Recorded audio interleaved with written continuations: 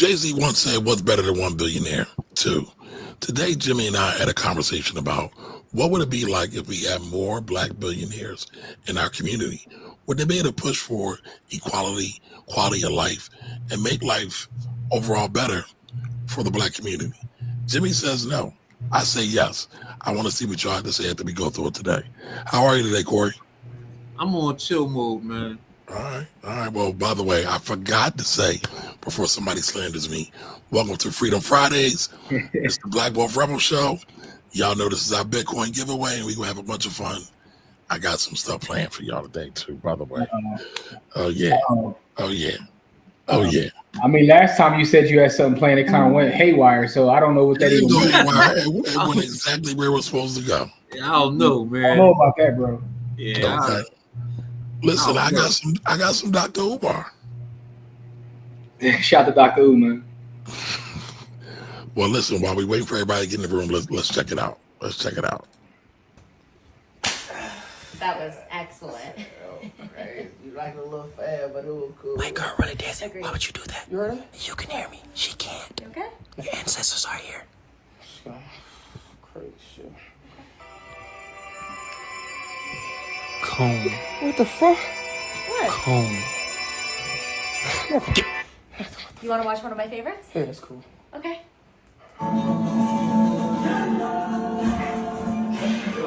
Oh, you cut that off? It's a classic. What the fuck? That's what I said. You can run what you can hide, Desi. So you want to watch the playoffs? Yeah, it's playoff season. Okay. The most disrespected person in America is the black woman. The most unprotected person in America is the black I didn't woman. turn it on. The most neglected person in America is the black woman. We're here. Let's go get food. Come back. You got to tell me what's going on. Nothing. Let's just go. We good. Everything good. They come. Who's that? What are you talking I got about? him. You gotta go. I thought we were having a double sleepover. What the fuck? Wait, I love you. Jesse?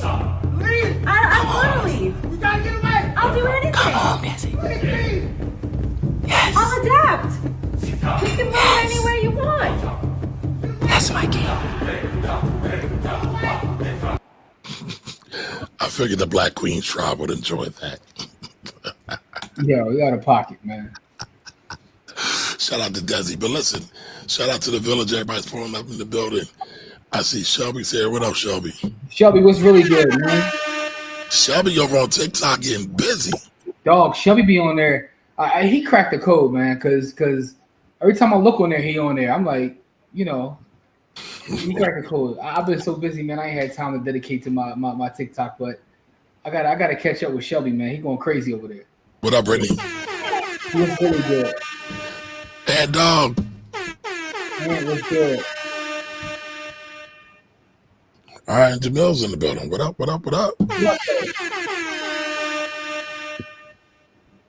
Angela's here. All right, the Nate gang is in full effect. All we need now is Don Johnson to pull up. Yes, sir. And it will be complete. Can be complete. But listen, going back to the topic at hand, black billionaires. What if we have more pro-black billionaires? Would the community look different? Me and Jimmy was looking at a clip today from the Seth Rogen show.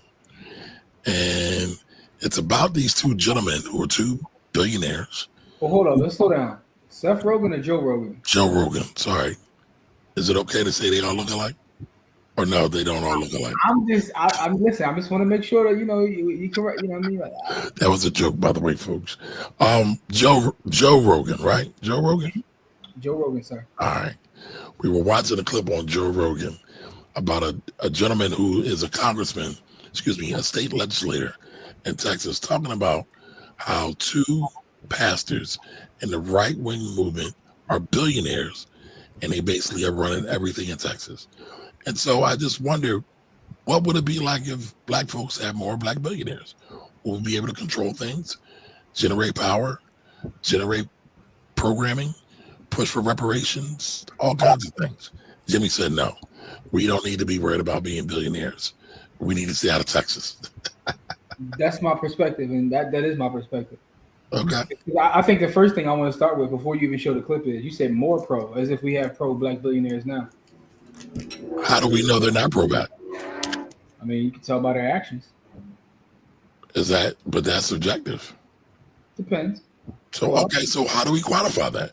Corey, how would you quantify that?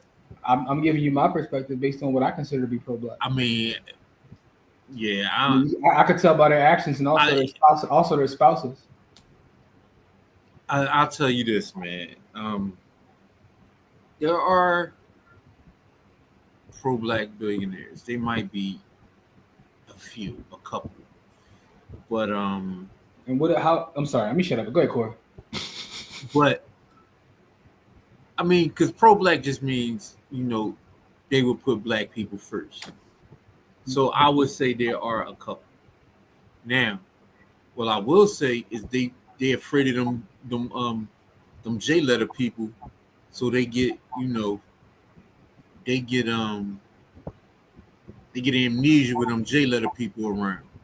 I'm not even going that far. My thing is, you know, you can't put certain folks first if you're on the people you lay next to every night ain't you know. Listen, you ain't gotta tell me about that, bro. You know how I feel about that. All right, so you know, I'm just, you know. But with that being said, if the person you sleeping next to ain't black, that's just. Listen, man. So this. But it's funny. All the black billionaires, men that I can think of, have black wives. I can't think of any that have non-black wives, really? non-melanated. I can't think of any. Let's see. All right.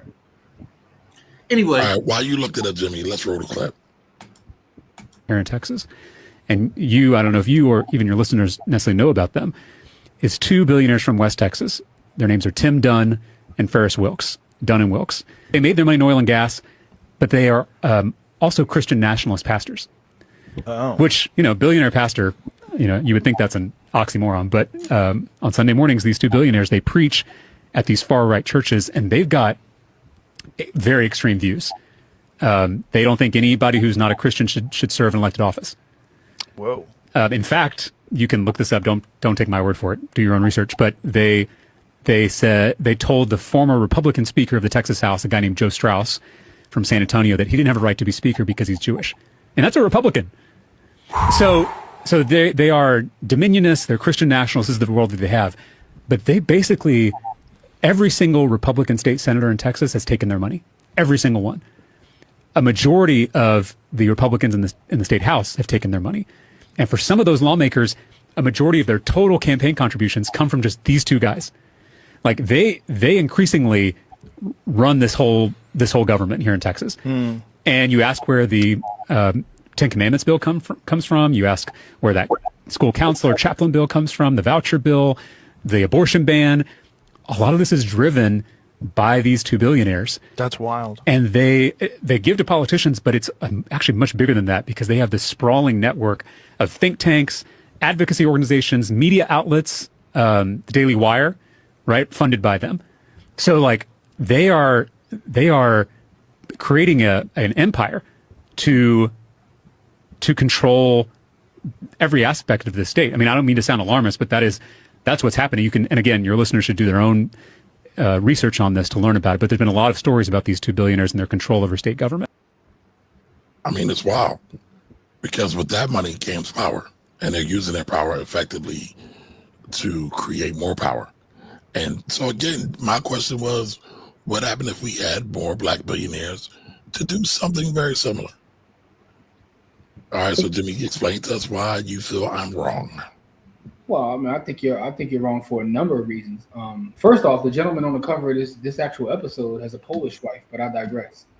That's first and foremost. But getting to the point though, the idea that black billionaires can somehow save us and make things better is a joke, because in order to become a billionaire, there has to be blood on your hands. I don't think there's any billionaire that doesn't have blood on their hands in one way or another. Define blood. That's just not how the system is set up. Excuse me? Define blood.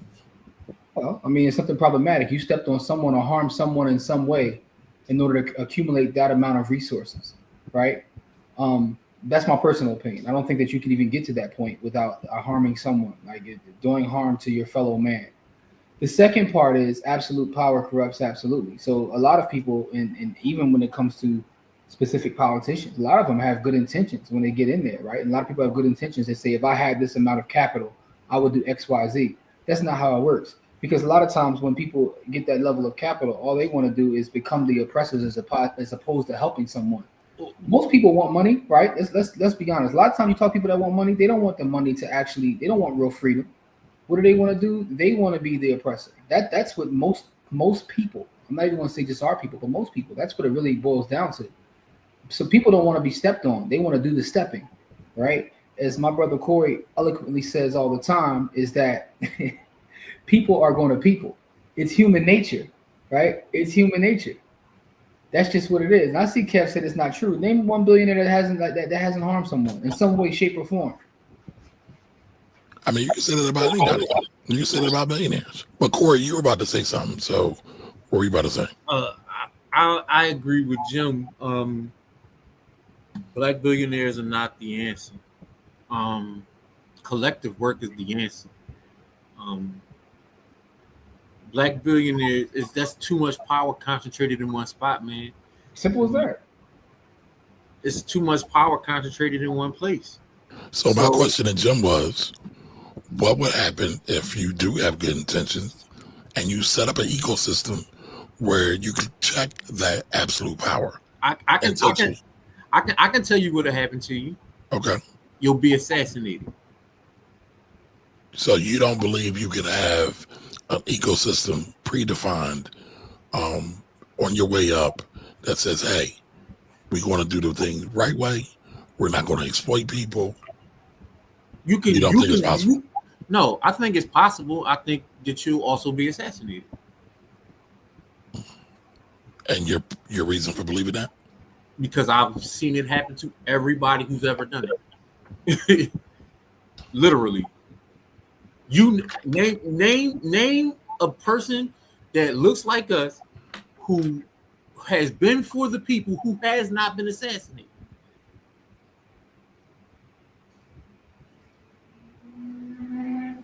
You can't, because it hasn't happened. So which is why I say concentrated power isn't the way to do it. And a couple of things. I see Kev asked a question about, I think he's talking about Robert Smith, because that's who paid the Morehouse. Like, Donald Trump's tenant, by the way, because he rents from president. That's who his landlord is. But that's a whole other story we can get into for a different show. How that's his man and he rents from him. But I digress.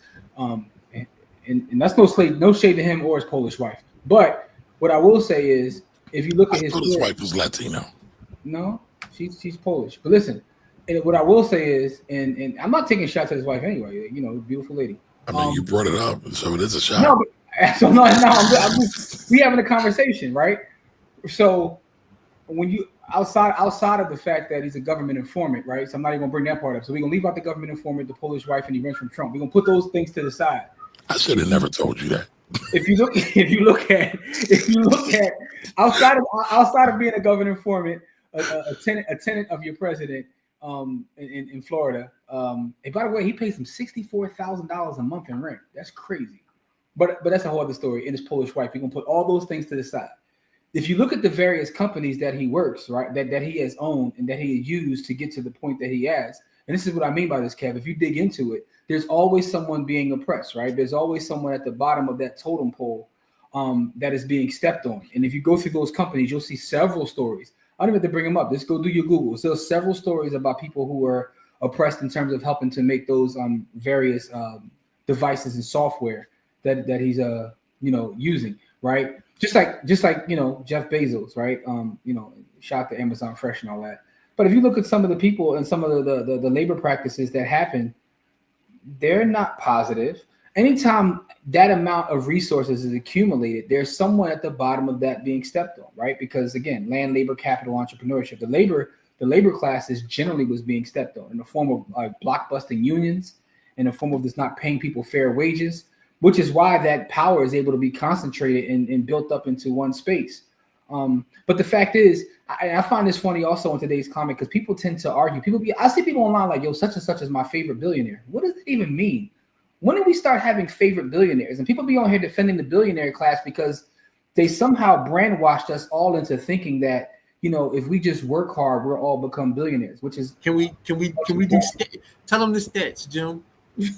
I mean, the data says it's not possible, right? But the fact is, no one wants to talk about the data because everybody feels like if I just work harder, I'll do this, and that's just not how the world works, man. So I feel like, are we talking about just having more people with more resources? That's one thing. But if we're talking about true freedom comes through the collective, like Corey said. It doesn't come through concentrating on one space. You know what I mean? Like, what is true freedom, though? How do we define true freedom? What is it? I mean, everybody has to define freedom for themselves, but freedom to me means that. Well, I mean, that's what we're talking about. You keep bringing it up. Freedom to me means time, right? And in fact, the whole idea is a joke because there's enough resources in this planet for none of us to have to work hard if we all pitch in and do our part. But again, the system's not set up for that. The system has never been set up for that, though. So I'm just wondering. No, it hasn't been. So now we agree on that. That's the point. That's why collective work is so important, which is why those when black people have had that leisure, look at every Black Wall Street, every single one of them. What happened to them? They didn't just die off. What happened to them? So I actually no. What happened to them? I got you. I got you. But I hate using that as an example because all of those things happened pre-64, pre the Civil Rights Act.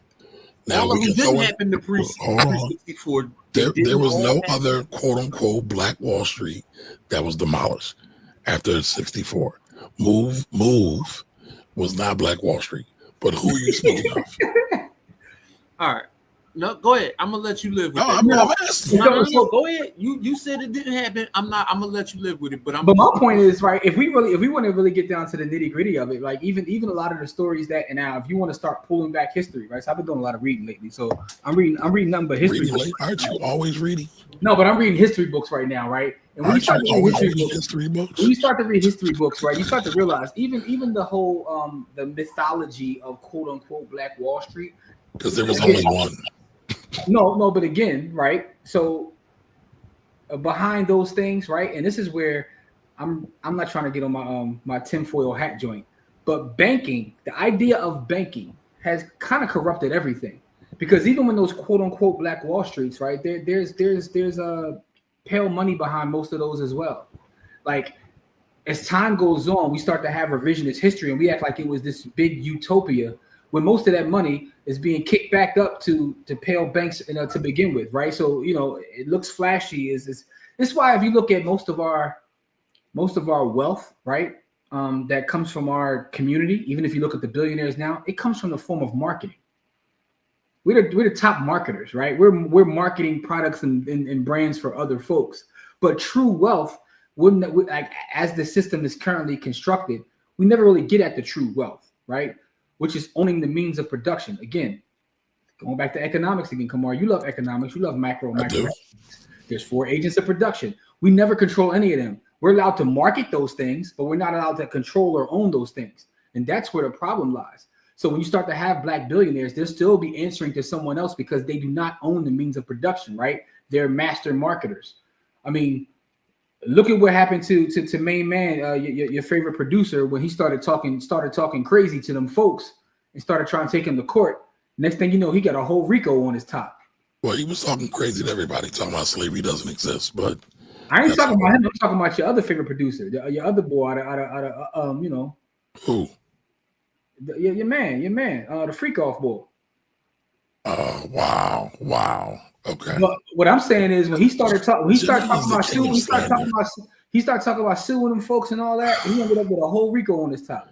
My point is, if you don't control the means of production, you're always at the control of someone else. How about can we use somebody clean? Right? Well, I don't know anyone clean. That's part of the problem. No. This dude's running around shirtless with a goddamn towel on, kicking his girl's ass, flying dudes out. He got a RICO. So now let me ask you a question. You define now. I will say this: I don't think they proved he had a RICO, but he brought it on himself. Oh, I'm not defending him. What I'm saying is, I don't know anybody clean. I think that's the problem. The point is, there's no clean person. Everybody got skeletons. Everybody. Right, but let's bring it back. We're talking about getting more people in our community who have the talent, who have the integrity, getting them to amass wealth so they can then disseminate that wealth to create more power. Well, what you're Y'all talking about feel- is community building. y'all- You're not y'all- talking about billionaires. You can't do both. No, Why not? because you can't become a billionaire without stepping on someone else, man. That's just my personal opinion. I haven't seen it. I have not yet seen it. I don't think you can do anything great, quote unquote great societal term, without stepping on somebody. So even if you are the best basketball player, you stepped on somebody, right? There's always going to be rungs. There's always going to be different echelons in that, and so we're always focused on that. So I can't be a great mathematician without stepping on somebody. I mean, according to your logic. No, I'm talking about the accumulation of resources. Yeah, but according to you, you're saying there's always going to be somebody at the bottom. Well, I'm not talking about the top, like, you know, Paul, top versus the bottom. I'm talking about when you talk about those resources, right? Because we are in a system where if those resources are all pointing to the top, there's someone at the bottom that's not getting their equal share. And we also are in a system where there are some people who don't want to work. And I understand it's not everybody, but they do exist. They do exist. So how do we go through that? I mean, it's a very nuanced thing, right? You got homeless people out here, unhoused people. That's the new term.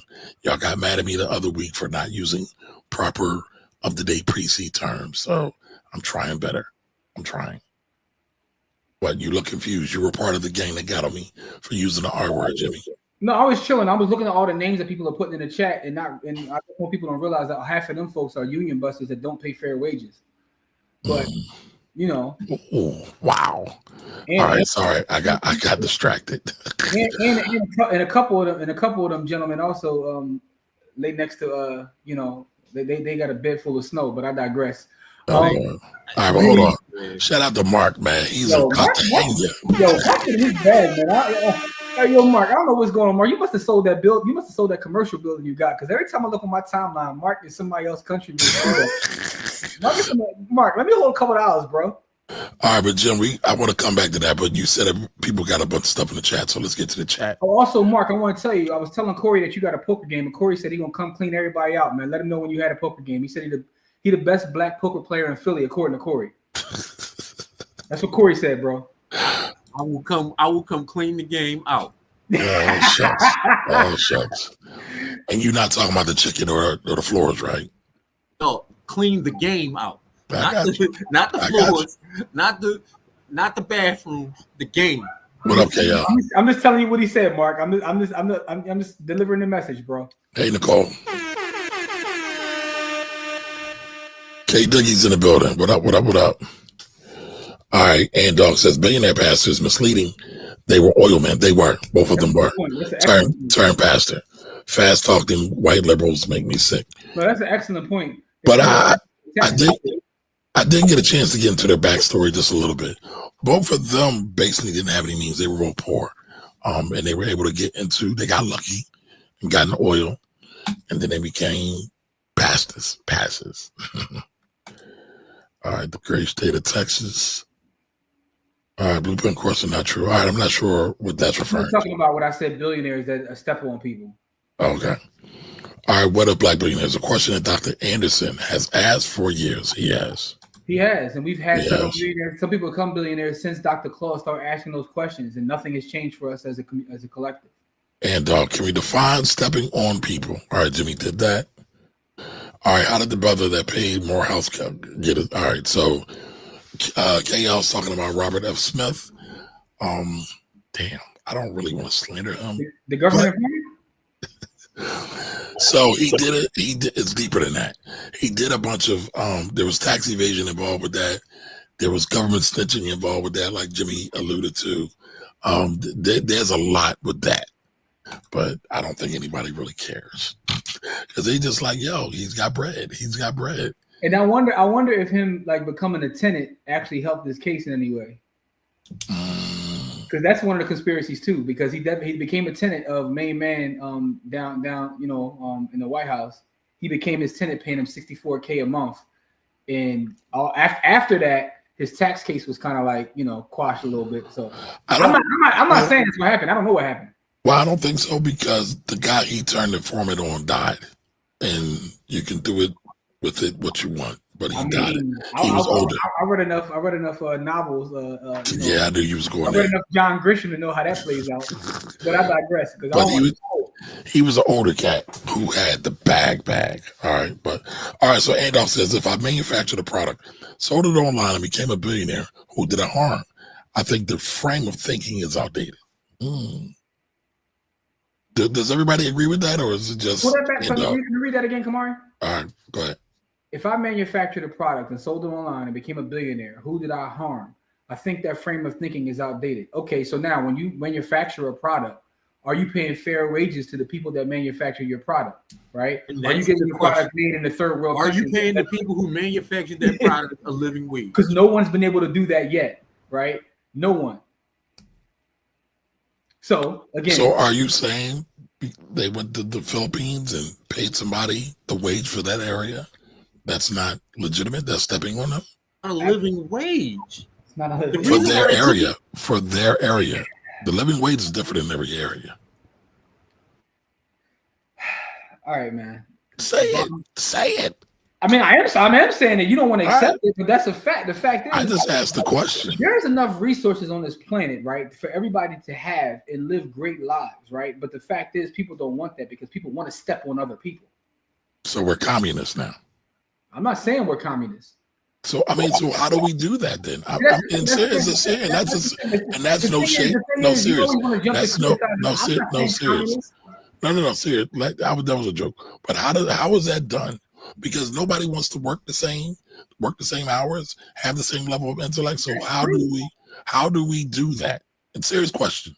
No, a serious question is I don't have all the answers, right? I'm Sway. I don't have all the answers. But what I do know is I know the data. I don't have all the answers, but I do know the data. Because the other problem with the data, though, is everything's not just black and white with data. There's the human emotion. And also, to your point, which is true, everybody doesn't want that, right? Because also, outside of when you're thinking about people not wanting to work and not wanting to do, but there's also a whole level of people that have most of the control in this place that we live in that don't want it that way either anyway, because they want to step on people. Okay, so what do we do? What are we going to do about it?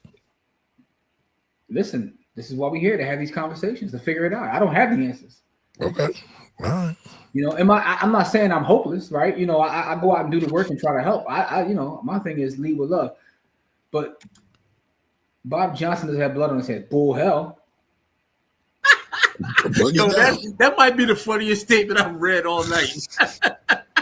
Yo, Karen, man, do your Googles, bro. All right, how does Bob Johnson have blood on his hand? And listen, extramaterial affairs do not count. I wasn't even bringing that up, man. Oh, okay. I wasn't bringing that up. And shout out to Bob Johnson, man, you know, for making his whole executive team pale folks, but I digress. I mean, he did put 160 in charge. Deborah Lee don't count. Shut to him, huh? Deborah Lee don't count? No, I'm talking about his current companies. But current, okay. But no, he did put 160 in charge, which is dope too. So shout out to her. He made her the CEO, but his board is a lot of snow on the board. But you know, I'm not. Listen, man. I've read all these folks' bios. I know all the. Because that's my public stance. But y'all need to do a few Googles, man. These people are vicious as hell. All right, what happened when they try to get a livable wage and bring unions into every single one of Bob Johnson's businesses, whether that was the Bobcats at the time or BET?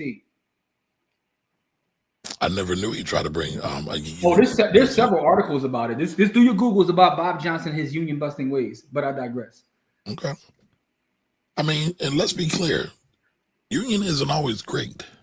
And there are a lot of companies who are being able to operate without a union and treat their people right. No, there are. I don't know what Bob did. Here's the question, right? Well, hold on.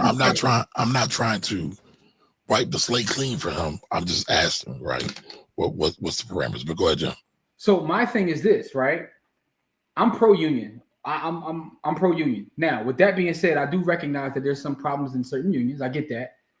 But my thing is, people should have the right to organize, right?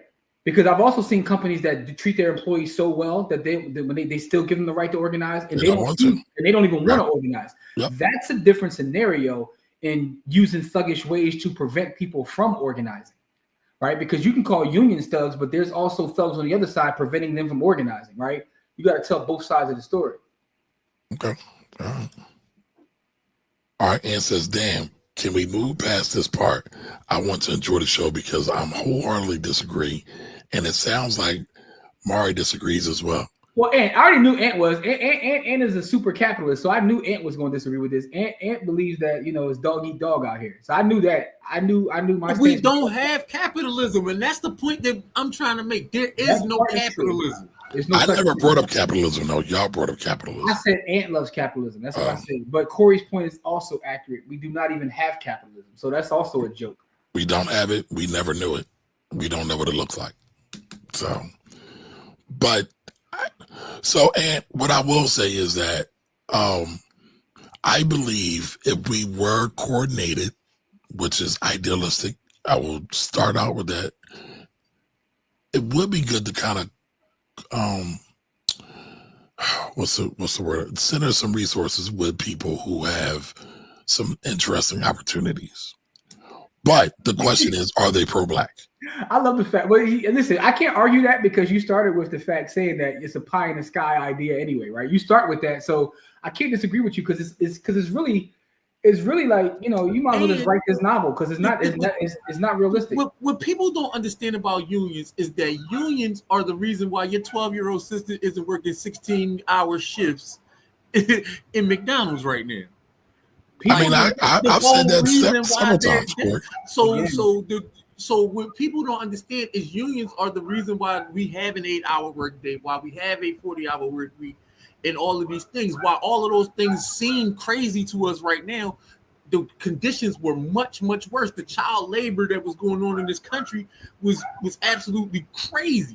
So people don't know union history, right? They look at unions as being a bunch of gangsters and mobsters, but they don't understand all the different things we have today because of unions existing. Now, with that being said, things can be true at the same time, by the way.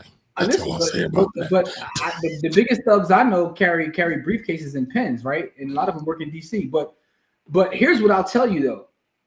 It is a fantasy, right? Because Corey's point, people are going to people. People are going to people. Someone getting a billionaire and doing well for folks. Man, it's people in my family, they get a Hellcat and they start shitting on people. You talk about $1 billion. It don't take $1 billion. Half of our folks, when they get a couple of dollars, the first thing to do is run as far away from us as possible. Why is that though? Listen, I think there's reasons for that. It's not that black and white. It's programming. Listen, I talk to clients every day in the real estate space. I had someone tell me today, and I was like, I can't even work with you. I said, where are you trying to move to? Away from black people. That's her response. Literally her response. Makes great money. An executive makes great money. And that's her response. When I say she's looking to buy a house, so she was recommended to me by someone. I say, where you want to move to?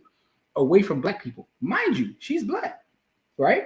But this is the norm. The norm is when we get a couple of dollars to run away from our folks. So what makes you think that if we were to accumulate that amount of resources, we would want to look out for our fellow man? Again, I'm not saying you specifically, Kamari. I'm saying in general. What makes you think that would happen? Because most of us, when we get a couple of dollars, the first thing we do is get away from our own folks. Right or wrong? But again, so let me back up, right? In order for this to happen, yes, it's very idealistic, right? And we're comparing the situation in Texas. And the situation in Texas is they have a whole network. It's not just them two, right? Just to be clear. In order for this to happen, you have to empower an entire network or networks in order for this to happen. Or you can build that network. But that's my point, right? And you can build a network. And so what I was saying, what would happen if we had a real pro-black network that we created to make sure that we stay accountable to one another? But why do you need to be a billionaire to do that?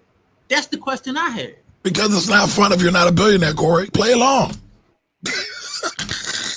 Well, I need to write a novel, bro, because this is like fiction. Like it's all fiction. This is the right. But I will say this though, right? Fiction starts a lot of stuff.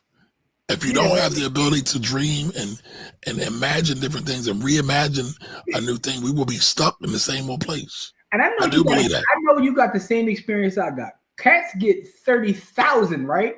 Cats hit a parlay and they stop messing with their own folks. Like, so we But I also, right, and we do have the same experience. But I will also say this: I am a product of Black-owned business. I'm a product of Black-owned politicians.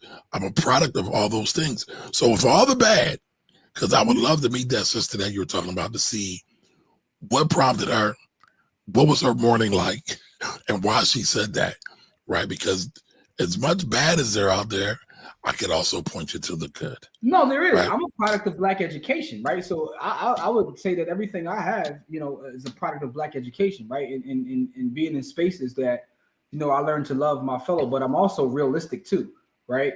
So I just think, and I also don't think that like this idea of folks, the whole trickle down economics, I just don't think it works. It just doesn't work. It doesn't work. There's no such thing. Wealth never trickles down. It hasn't worked, right? It hasn't worked. It right doesn't. That is pure fantasy. Is it possible it didn't work because we can't reimagine it working? No, it's impossible because people are people, and absolute power corrupts. I don't understand why do people live in fantasy world? Like, what the hell? So it can't work. It can never work. We can never work. Economics doesn't work.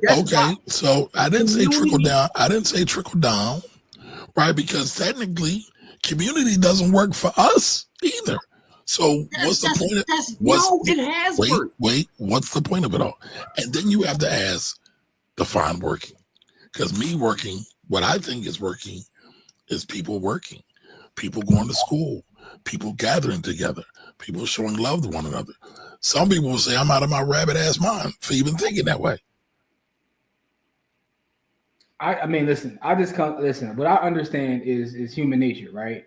And like I said when we started the show, most people, like most of us, are selfish, man. This is something I learned from my brother Diamond Dave, man. Diamond Dave, and I've said this several times. One of the biggest lessons that I learned from Diamond Dave is when he told me one day, he was like, all of us are selfish. He was like, in fact, he said, he went as far as to be like, people are so selfish, they care more about themselves than their own children, right? He said the average person don't care about anybody but themselves, right? And the fact is, when you start to understand that's how people move, you start to see the world a little bit different. And that's why I said that most people don't want true liberation. They don't want true freedom. They want to be the oppressor. They want to step on other folks' heads. They want to be the one who has all the power and control, right? They don't want to have, equality, right? Or equity, I should say. That's not what most people want. Most people want resources to do nothing but harm others, man. It's why it's always funny, like when Corey talks about how people get money and they want to go around and shit on other poor people, right? That's human psychology is crazy, bro. But I think we're so far gone. What you go in any neighborhood in the hood and anywhere in America, you will find poor people trying to shit on other poor people. That's what we're going to find all day long. You got poor people that's trying to shit on poor people. So I don't understand why people have this utopian idea that when people get money, that they go all of a sudden become altruistic. Like that doesn't work. And guess what? Rich people shit on rich people too. So it doesn't. Everybody shits on everybody. That's the point, though. It's human nature. That's the point that I'm making. You just made my point. So how does the $1 billion change that, right? Because the $1 billion ain't going to change nothing. Because the odds are, again, if you look past practices, right? Have Black billionaires, and I don't know how that any of that has helped any collective, right? You can point to small things that they've done for others, but I can also point to people who aren't billionaires who've had just as big as an impact as people who are billionaires, right? Through just sheer love and sheer putting people in position. So the idea that $1 billion somehow changes things. I mean, good people are good people and bad people are bad people. The $1 billion does nothing. When you put money into the hands of good people, I believe that's powerful. So, and can you imagine $1 billion in the hands of good people? I believe more than. So you don't believe nobody that has $1 billion is a good person. They're all shitheads. I wouldn't call them shitheads, right? Because I don't think that I'm not here to disrespect individuals. They're all predators. I'm not here to disrespect individuals. I'm here to disrespect systems. The fact that you have accumulated that much, that's the problem right there, right? How has it helped us thus far? And you're saying that hasn't helped us because the right people haven't got to the paper, right? No, that's not what I said. I posed the question. I'm asking you. I'm trying to figure that out. I'm saying what would have happened if a bunch of people, not a bunch, but the right people had the right amount of money? What would have happened? They wouldn't be the right people anymore, right? Because I think that money tends to change people too. I've seen this with my own eyes. I've seen people who accumulated millions of dollars, not billions, but millions. I do know some billionaires, by the way. And you know some billionaires? I do. I know a couple too. Why we working? I don't know none. The billionaires I know don't have melanin, but well, I'll say this: they aren't black. But what I'll say is this, though: even the billionaires that I know are truly capitalists, and you talk about they're cutthroat, right? They're cutthroat. The money tends to change people as they start to get more and more of it, and all they see is the money. They don't see the humanity. They're not trying to help anyone. They're trying to get more because at some point it starts to become a game to them, right? It starts to become a game, and all they want to do is accumulate. So I do have a question, right? None of us are billionaires. Y'all know some billionaires. I don't know any billionaires. I haven't been that fortunate. But I always find it interesting that everybody can come up with these opinions and thought pieces on billionaires, but don't know any of them and don't have a billion. So how do we actually know what they've done or not done? Are their goods bad? Even the documented ones. So here's the thing, though. All the documented ones. If you want to play semantics that way, we can say that about any human walk on the earth. They don't have to. Money is man. That's semantics. That's not semantics. I know several millionaires. Oh, we're not talking about millionaires. We're talking about billionaires because you said all billionaires bad. Okay, question: are all millionaires bad? Are all millionaires equal? Evil, excuse me. You can make $1 million without having to be evil because you could do that through like a 401k or something. You could take your ass to work every day for 30 days. For 30 years and become a millionaire. You don't have to do anything to anybody. What about the trust fund? You can't become a billionaire that way. You cannot become a billionaire that way. It's called the Walton family. So are all of them evil too? Absolutely. Their family is, listen, you want to go through their history. Their history is egregious and still tends to be egregious. When you look at the way they don't pay a living wage, they actually get more corporate welfare than any other corporation. And they don't pay a living wage. And some of the people that work there have to actually get resources from the government because it's a circle. They're getting money from the government in 6 different ways. But I don't believe they're the controlling. Are they the controlling shareholders? They have huh? They have more equity than anybody else. They hire someone else to run the company, but they have the most equity. Okay. I didn't think they had the most equity. Yeah, check it. They got the most equity. I believe you. As a family, they have more equity than anyone. Like, shit. I mean, like 10 of the top richest people are like a couple of them is already in it. You know what I mean? Like, they got a ton of equity. All right. So the Waltons, the Rothschilds, there's a couple other billionaire automatic families out there. So y'all believe they're all evil. See, again, you're changing the conversation. I said that because, again, I'm not to be an evil person, right? I'm not saying they're using their money for evil. That's something. They stepped on somebody. Yes. To get their inheritance. Yes. Once they got their inheritance, they still stepped on somebody. Well, yeah, they didn't change anything that helped because their inheritance, when they got their inheritance, if you go back to when they got their inheritance, right? The value of that inheritance has like tenfold since then. And the fact is that organization that they make all their wealth off of, that they collect all their dividends off of, is an evil company. And so Buffett's children are. Well, he ain't giving bread, so he ain't giving them that much bread. But so it's funny. I watched the thing today. Matter of fact, I'll hold it. I'm gonna go find it. Because a lot of what Buffett's doing, and I know he's not doing it, but he's giving his money to a nonprofit that his family still controls. Mm-hmm. So, it's still their money. His son has always worked in nonprofit. His son, right. So, all right, that's a great example. His son, he likes farming and stuff. Mm-hmm. Is he still doing evil things now that he's a billionaire? I don't know what point you're trying to prove. I'm trying to figure out. Y'all both said that if you are a billionaire, you have to do some nefarious, fucked up things. So I'm asking, because at some point your money is working for you. You're not working for it.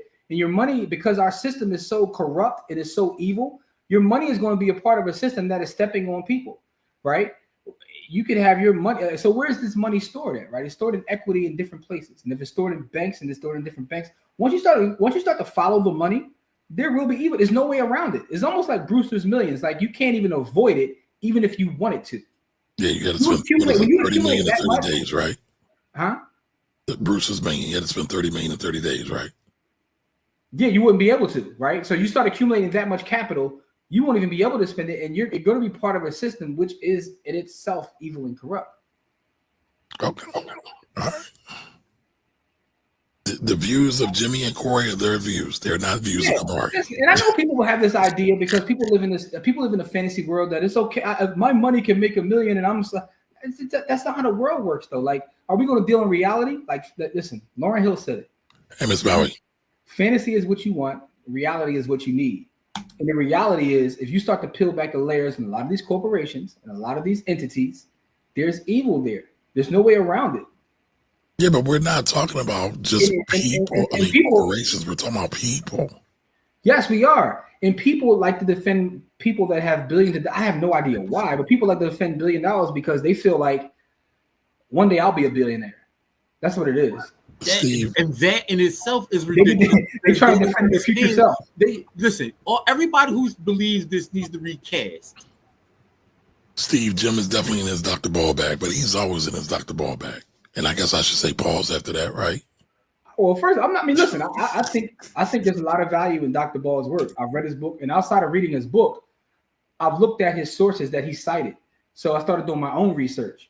And again, this is what happens when you read. When you start to read, you start to have a better understanding of how things work. That's what it really is. So it's not just good enough to read books. You got to look at the references in terms of the information where these books get their ideas from. All right, KL says, I know a few billionaires. They caught a break. They got lucky, is what he's saying. Okay. So he's saying they didn't really step on nobody like that. And by the way, when I say step on someone, I'm not saying that you intentionally have to go out there and say, hey, I'm going to be evil and step on these people. That's not what I'm saying. But you will step on folks. Right, if you own several $1 million in Apple stock, right? You could have just sit around and bought Apple stocks from the beginning. That doesn't mean that you're not stepping on folks by owning equity in Apple. Apple, if you go, but it doesn't mean you are either, too, right? But again, this is my point. My point is the system is corrupt and evil. Once you accumulate that much, there's no way around it. Shit, I can go buy it. There's people that out there now, right? And there was a lady who was once a member of our group who was trying to do a bunch of ethical investing, and we kind of told her, like, look, this is why I said this blood on my hands too. If I want to be completely honest, I own so much equity in the S&P 500. This S&P 500 is blood in that, right? So I'm not saying that I'm exempt from this. I'm just saying it is what it is. I'm telling you the facts.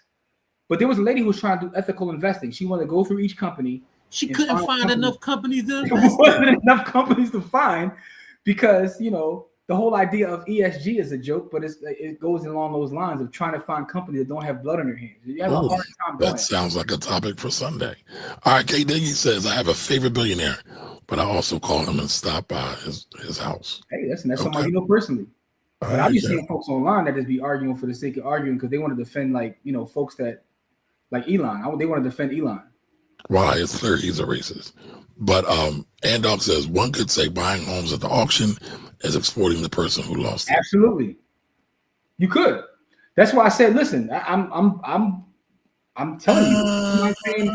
I am not calling myself exempt in this. That's why I said I'm not clean. I admitted that. Like, the system is dirty.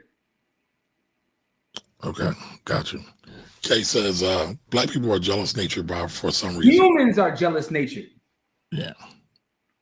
Yeah, I would say humans. And I would also say when you had psychological engineering performed on you for centuries and centuries, it really helps to exacerbate that.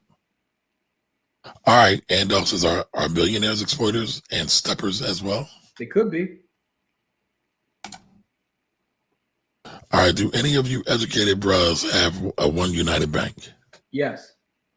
Me and Jim was actually talking about opening one. I don't have one, but I plan on getting one. I've had a One United Bank account 10 years when they only had two branches. So yes, to answer your question.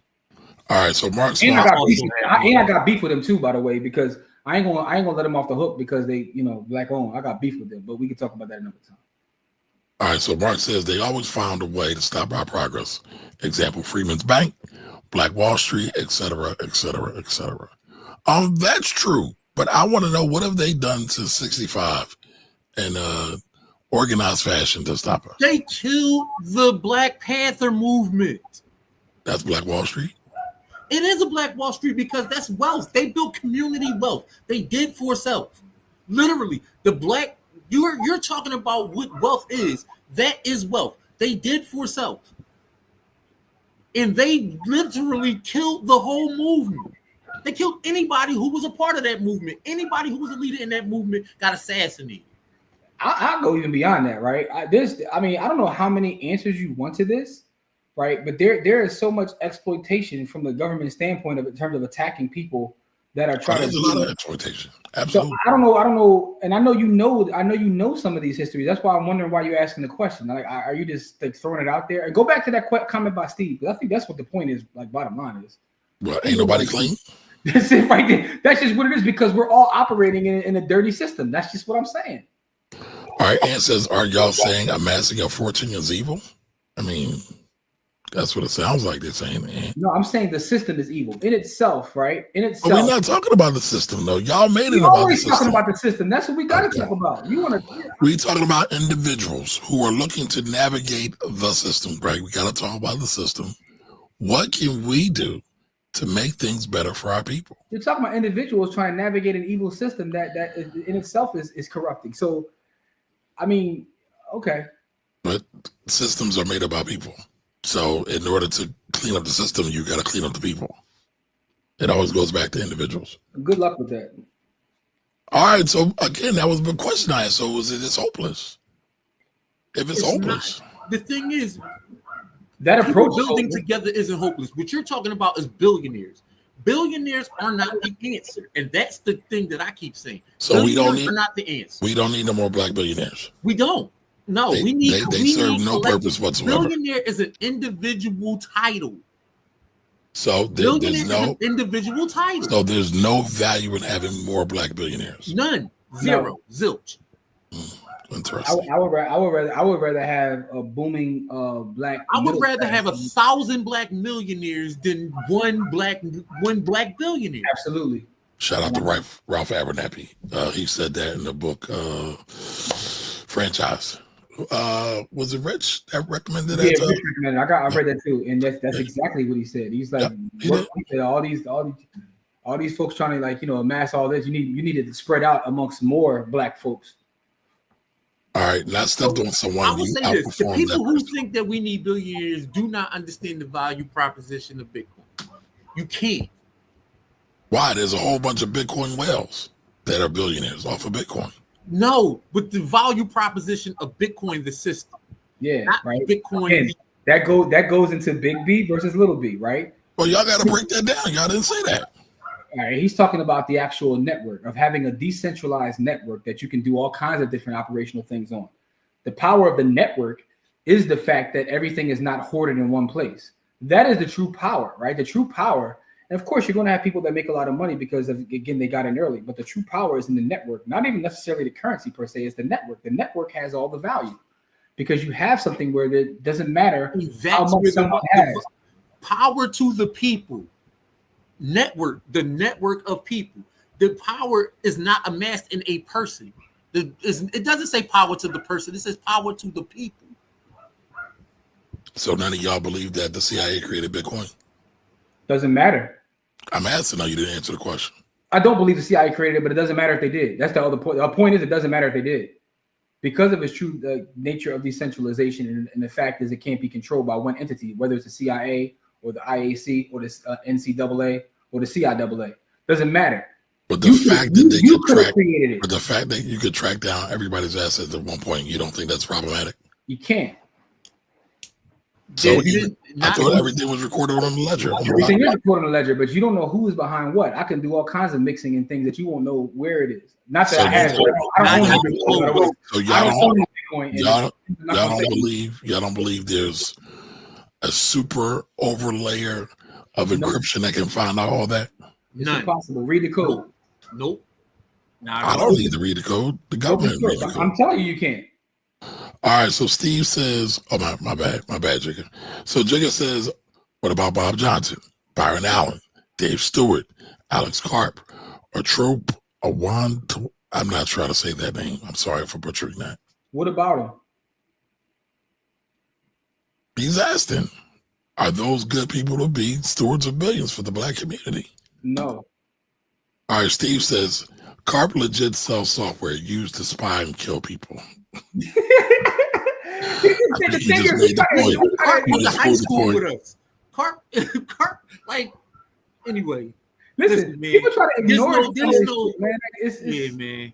It all, people are going to people. And that's the thing. That's why you need to build networks and not have that power concentrated into individuals, man. What up, Dwight? Listen, Dwight, we ready for that next season of Reasonable Doubt? By the way, do any of y'all watch Reasonable Doubt? I do, right? But I didn't even finish season 2, and I see 3 is coming out. So I'm behind. I gotta stop watching too much Ratchet TV, man. I finished 3 seasons of Perfect Match, but you know that's either here. I mean, you could argue that Reasonable Doubt is Ratchet TV too, but I like it. I do too. I think Jax is an awesome character. Sundays, all right. Whatever, Rich, I just talked about you. All right, OCL Sportsman, what up? It's really good. All right, Steve says Robert F. Smith got his money from scamming for white folks. Let's keep it a bean. Shout out to Steve, man. Steve clearly does his research and reads, man, because I ain't gonna say it, but you know. All right, Mark Swan says serious real estate investors out here, fellas. I'm doing my research. Yeah, okay. That's what a lot of my friends tell me when they in Cartagena. Like, I'm doing real estate research. Okay. That's what. Shout out to Mark. Shout out to Mark, man. All right, bro. Damn, are you calling him a passport? I didn't say nothing. Stop it. Just stop right there. Well, I mean, what are you doing? What up, Lisa? Right there. I'm saying, how you doing, Lisa? That's all I'm saying. Shout out to Mark. All right, so listen, before I get to more of the comments, does anybody in the comments believe that if more black billionaires existed, it could be better for the black community? We know Ant does. All right. I don't believe in concentrated power, man, because every time the thing about concentrated power is that it gives the one person it is concentrated into too much responsibility, which is why they killed all of the black leaders. They killed off all the black leaders because the power was concentrated into one purpose or a small set of people. This is why it doesn't work. All right, Steve says, did you pay folks a living wage? Hold on, Corey. Steve says, did you pay folks a living wage? Did you use cheap labor in a third world country? Go ahead, Corey. So this is why these networks of what we call terrorists live forever, is because they're not concentrated into one centralized base. I wanted to make that point, but I didn't want to say that on air. But yeah, like the thing about it is if you concentrate that power into a small amount of people, then the small amount of people is all they got to take out. Because once you take those people out, then now the backbone of that organization no longer exists. But those are funded by billionaires, though. All of those cells are funded by billionaires. All of those cells are funded by billionaires, by the way. I'm just saying. I need you to clap at him the way you clapped at me. Last time I made that analogy when we doing a Black Wealth project, you told me I need to chill and not say that on the air. So I'm just saying I need to, but I had to say it because it doesn't make any sense for people to not understand this. Like these are. I'll give you a different story. Here's a different one. Read the book, The Jewish Phenomenon. Stevens, I think his name was Silberger, something like that. Read that book, and you'll see the idea of not concentrating power with leadership, but concentrating power in an idea and in the belief, right? That's where the power needs to be concentrated. So you start to have community wealth, and you start to move as a community. All right. So Nicole says, "What up, Nicole? By the way, why can't we just start and generate businesses by being skilled tradesmen or women?" I'm sure she wants to say that. Running HVAC, welding, carpenters, and running the revenue into housing and land, not focusing on looking rich but building. Nicole, all that, and I also want to say, side note, your hair looks fire in that profile pic. Yes, it does. Yes, it does. Yeah, good luck, Jimmy. All right, Big Pamela says, what is a living wage to you? $25 an hour is a living wage? I don't know. Nobody could answer that question. Depends on the geography, you know. All right, KL says, as much as I dislike Jimmy, so Jimmy and him are in the same camp. Oh, what do you say, Jimmy? I didn't say Jimmy there. What are you talking about? What? You're not you don't dislike Jay-Z? No, I don't. But he also said when you read that, you said as much as I dislike Jimmy. He didn't say that. Lies. He didn't say that. You just said Jimmy. You said Jimmy. You said as much as I dislike Jimmy. That's not what his point. That's not what his comment said. Jimmy does not like Jay-Z. That was my point. That is absolutely not true. Okay, watch for the Jay-Z slander, y'all. Just pay attention. Jay-Z is one of the greatest rappers to ever walk the earth. But where's the but? I need you to start being honest, man. Be honest. I have been honest. I've been honest on the show several times. I think that nobody shouldn't be able to be criticized for some of their moves, right? And that includes myself, by the way. I told you. I'm a hypocrite in a lot of ways, right? So that includes myself. But again, that has nothing to do with his music. I ain't calling no grown man Hove. What I'm gonna say is Jay-Z the rapper. Jay-Z the rapper is one of the greatest. He's not a rapper, man. He's a business man. What do you want to say? I'm talking about the MC. He's still an MC at the end of the day. You know what I'm saying? Kane's gonna go. Shout out to Kane too. I'll see you Sunday. I'm going to see Big Daddy Kane this Sunday. All right, Steve says Bob Johnson is a union buster. LOL. All right. Listen, man. We need to have Steve come on because Steve got all the facts. Steve is the only one dealing in facts. I just ask questions. I mean, I don't know why you're saying. I don't know why you're trying to slander me, sir. I just ask questions. Yeah, I just ask questions. Hey, Nicole. Nicole says we need more people that want to help and see everyone succeed. I agree with that.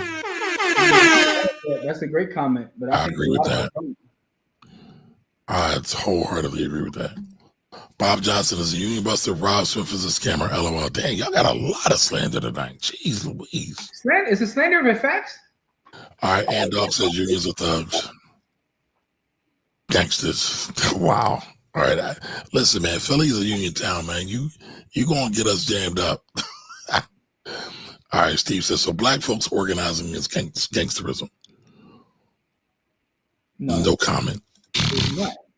No comment. Y'all in the home of the mobsters and unions, so it makes sense. Oh, shots fired. Listen, man, Steve, and for me, I understand economics, and when you understand economics, you understand the agents of production. So organized labor has value. The problem is, it's one of the reasons why slavery was so heinous in itself, right? Outside of just how barbaric it was a theft of labor and a theft of time. That's the craziest part about it is the theft of labor that was never paid, which is why, that tab is running up. That tab is owed because that theft of labor, that's an economic thing. That's a macroeconomic thing. So when you start to understand the value of labor in a society, I don't think that unions are thugs or gangsters, more so than billionaires are thugs or gangsters or politicians are thugs and gangsters. I mean, but can't two things be true at the same time? Yeah, they absolutely can. I'm not saying that there's not a hint within the space, but to say that all unions are thugs or gangsters is problematic. Did he say all? Well, okay. He generalized. He said unions are thugs. All right, so Steve says capitalism is a utopian fantasy. I agree with that. And this never existed. People have never seen it. They just say it just because it sounds cute. All right, Steve says the free market sounds good until it's selling your kids dick pills, gambling and OnlyFans. And that's where we are right now, sadly. But this is the capitalism y'all everybody loves and wants. But where is the capitalism at? Because where is there capitalism when we got free cheese? Well, because the thing about it is, if we had true capitalism, I might even be worse because you talk about a complete free market. Oh, so there's a difference between capitalism and true capitalism. That's what you're telling me, Joe? Well, I'm saying what we call today, we actually call it capitalism. Whether it is or not is something different, but we call it capitalism. That's why I said true capitalism versus what we call in capitalism. That was a whole bunch of malarkey right there, bro. There was no malarkey. Do we not call our system capitalism? No, they don't. They do. Okay. All right. Jigga says, will you all elucidate on why we don't ever have had capitalism? Because we have cronyism. We have a lot of the isms, but capitalism isn't one of those things. I think we had capitalism a long, long time ago, but now what we have is a bunch of corporatism. So it's so how far back are you going when you say we had it a long, long time ago? Hundreds of years. Hundreds. Hundreds. All right. So market day. That's a form of capitalism. I'm trying to figure out when this was. I'm trying to think. Right? Are I you just talking said about? market day. Are you talking about when our folks were the capital? No, before that. Market Even day. before that. Market day. That's when So- Beans came up Waterview and was giving all the kids dollars. All right, Andolph says it sound like dollar day. My fault. Andolph says it sound like we should all stay sharecroppers. Sharecroppers. No one is exceptional. That sounds intense. See, that's intellectually dishonest, right? That's super. You should be able to criticize something without saying, "Well, what about this other thing?" Or because this is wrong, then we should all go back here. Like that. That's not what we're saying at all. Cajon said, he says, "Who do you think Oprah and Tyler Perry stepped on besides Monique?" They didn't step on Monique, man. But I know that people believe that. They did it dirty. And by the way, there's a whole She did herself dirty. But there's a whole expose. Oprah stepped on all kinds of folks. Send me that expose. I would love to see it. I did. I sent you the whole podcast. It's called Business Movers. It was actually pretty good. I don't remember that. I showed you the whole podcast. Please send it to me again. Please send it oh, you know what? I think I do remember that. I don't think I ever got a chance to get to that. There you go. All right, Nicole says, I came from a union family. My brother is the VP of the union for the post office. Shout out to your brother. He got any hook up with some gigs though. I know some young boys need some gigs. All right, KL says Nevada is a right to work state, but that's a double-edged sword. I believe PA is too. Yes, it is. It's an at will. It's an at will work state. So right to work and at will, there's a slight difference. I don't know the legal jargon, but there is a difference. Okay. All right. Ann says K-Vic's entertainers are known for devious acts to get ahead. So I'm sure TP and OW have a rap sheet. Ask Aaron Magruder about Tyler Perry in some of his evil ways and trying to get him to lose his bread. Hey, that's what happens when you talk crazy about people. That episode was hilarious though. So shout out to Aaron Magruder. And it's still out there, right? And Aaron Magruder is a total genius. Total genius. All right, KL says, true story. My cousin won the NY lottery in 2001. Ironically, his name is Jimmy. Oh, Jimmy got the bag. Haven't heard from him since. That's what I'm saying, dog. No, I'm telling you, cats will hit one parlay for a couple grand and shit on their whole family. So no, but that's not him getting ghosts isn't necessarily shit. No, but hear me out though. I know people that were solid folks, is what I'm saying. They were people that were quote unquote like about the community, about their folks and all that. They get they get a case money, and you see a whole different person. And what did Tupac say about that? It's like Spider-Man with the black suit, dog. It's like it's nothing you can do about it, dog. You know. What did Tupac say about that? They got money for war but can't feed the poor? That's not what he said about that. What did he say about what? He said when we get money, a lot of times we look like food. And not to our people. And so you can't always be there. That's what he said. I'm paraphrasing. Oh, okay. You're talking about that. Oh, no, that's not what I'm saying. But I'm talking about just whole personality. Like, yo, don't ask me. Like, again, I understand the idea of wanting to. I get that. That's a nuanced. That's a security thing. Yeah. It's a nuanced conversation we don't have time for. Because here's the problem with that. It's a security thing if you're the only one there. But what happens when you're not the only one there? It's a security thing when you're not the only one there. No, it's not. It changes things, man. There was a great, the crazy part is there was a great Netflix show about like black folks who have built and stayed in the same community. And the crazy part is they ripped it off Netflix and I can't find it anywhere. I got to figure out the name of it. They probably took it off of Google at this point. But the idea was, and the guy was saying it in this show, that if all of us are able to achieve and have, and we're all here together, there's safety in that. There is safety in that. It's a reason why when you go to certain neighborhoods, right, even though they're black neighborhoods, but everybody has resources, it's a whole different ball game. All right, Ann says people wealth grow. What if my 75 mil, damn, Ann, you got 75 mil? 750 mil, excuse me, grew to $1 billion from pure growth. Congratulations. It's still tied up. Again, we're talking about systems and not people. Why I gotta be demonized because my assets grew to $1 billion? It's sick work for real. Again, you're taking this the wrong way. You're looking at this completely wrong. I mean, we started off talking about individuals, not systems, but So I Yeah, get but where what I'm you're saying coming is, from. again, if an individual, this is the problem with a lot of the talk that we have is because people really don't, and it goes to this point that Steve is making right here. Steve is making a point in this comment here. So Steve says, I'm starting to realize a lot of black folks don't want liberation. They want to be able to take part in exploitation with European Americans. So what do we call them? I forgot the term. Steve, I want to put that on a poster. Negropeans. That's what it's. Negropeans. That's what they're called. But that is so much truth in that, and that lies the problem, because a lot of times we buy into this whole thing, and we start to believe in it. And again, I'm someone who accumulates wealth. Like that's why I said I'm not perfect either, but I also understand. Steve says community has worked. We will be extinct if it didn't. Agreed. All right. Well, here comes some slander. All right, random. I'm gonna need Kamari to take over Fat Man. Fat Man Scoop, Brooklyn Clan. All right, Ann says, Jimmy, read that. I know we're not all believers here, but the Lord gave us the freedom of choice. Everyone don't want to be rich. Some want the BK gig, some want a sweatshop gig. Choices. I agree with that too. Yeah, but there's points to that too, though, right? Everybody doesn't want to be rich. I get that, right? So the people fall in different spaces, but also there's a certain level of exploitation in those things too. Some people don't have access to certain gigs. Certain people are born, and again, what does the data show? Corey, what does the data show about wherever you're born at from a financial standpoint? 97% of people born in one class stay in that class. That's what the data says, right? So your zip code will determine your class.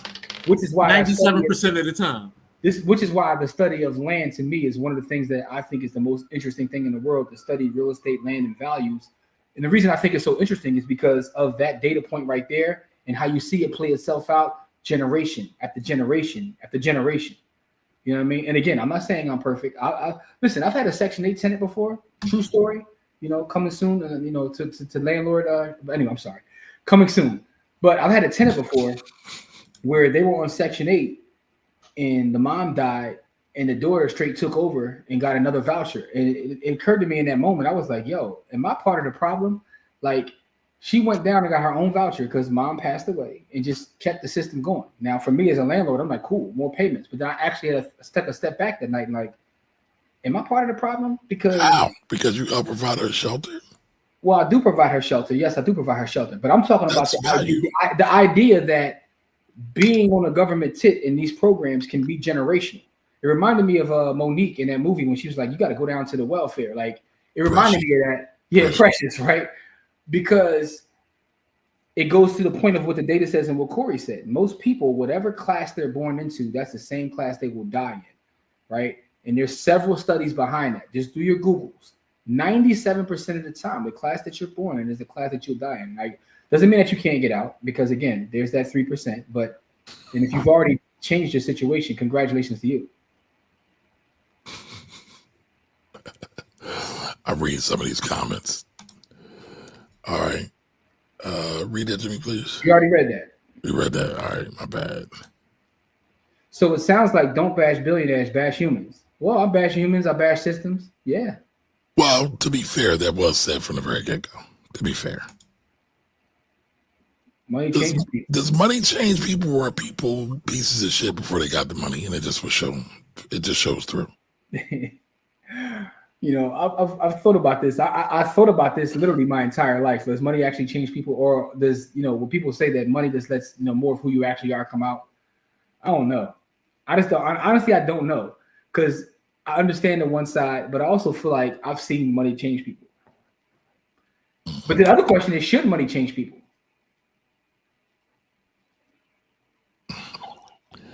It's not about how much you make. It's about how much you keep. Mitchell Lang. I'm assuming Mitchell Lang's your father. He's a great man. Great words. That's very true. All right, Steve says the Walton family is definitely evil.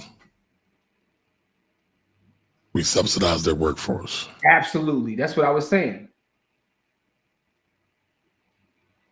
Not to accumulate tens of thousands is criminal. I'm not sure where that's coming from, Ann, but All right, I speak with a billionaire 3 times per week. He is tight as spandex on Lavelle Crawford. I saw that earlier, and I wanted to die laughing.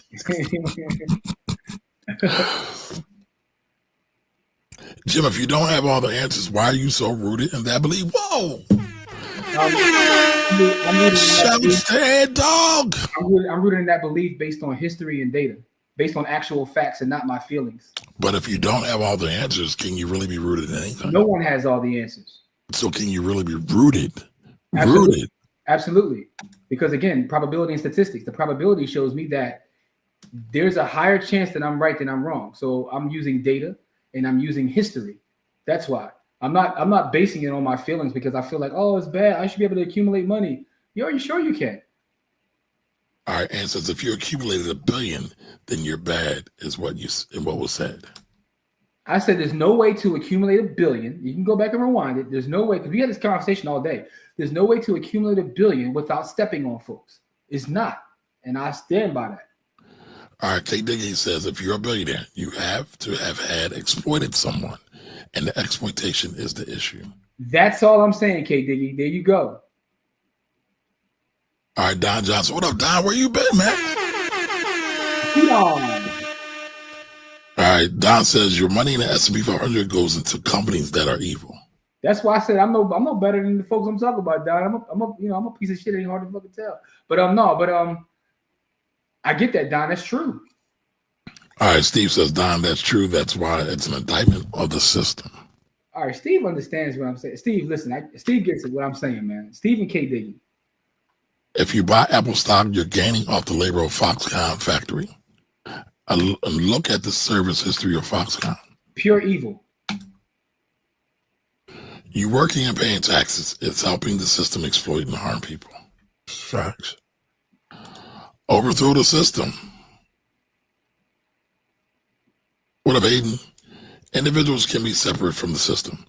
They are forced to operate in it though. Yeah, that's what they say. Individuals can't be separated, but that's kind of why I'm sorry. No, go ahead, Jim. No, that's why they come off as you slandering people. And I'm not trying to slander anyone because again, some folks don't even some folks exploit people and don't even recognize they're doing it. Right? And says, okay, so damned by association bet.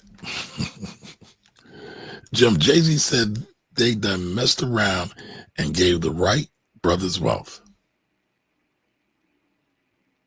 I can't remember what bar that's in, but I do remember him saying that. No value at all. You have to be a millionaire before you become a billionaire. I hear you, Don. Spoken like a true millionaire. Alicia, how are you? That's an interesting statement.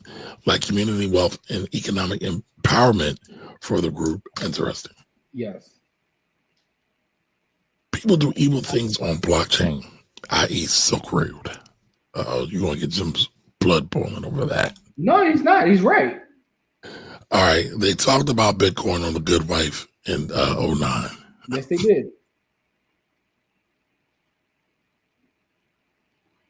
Wasn't Bitcoin the white paper published in 2009?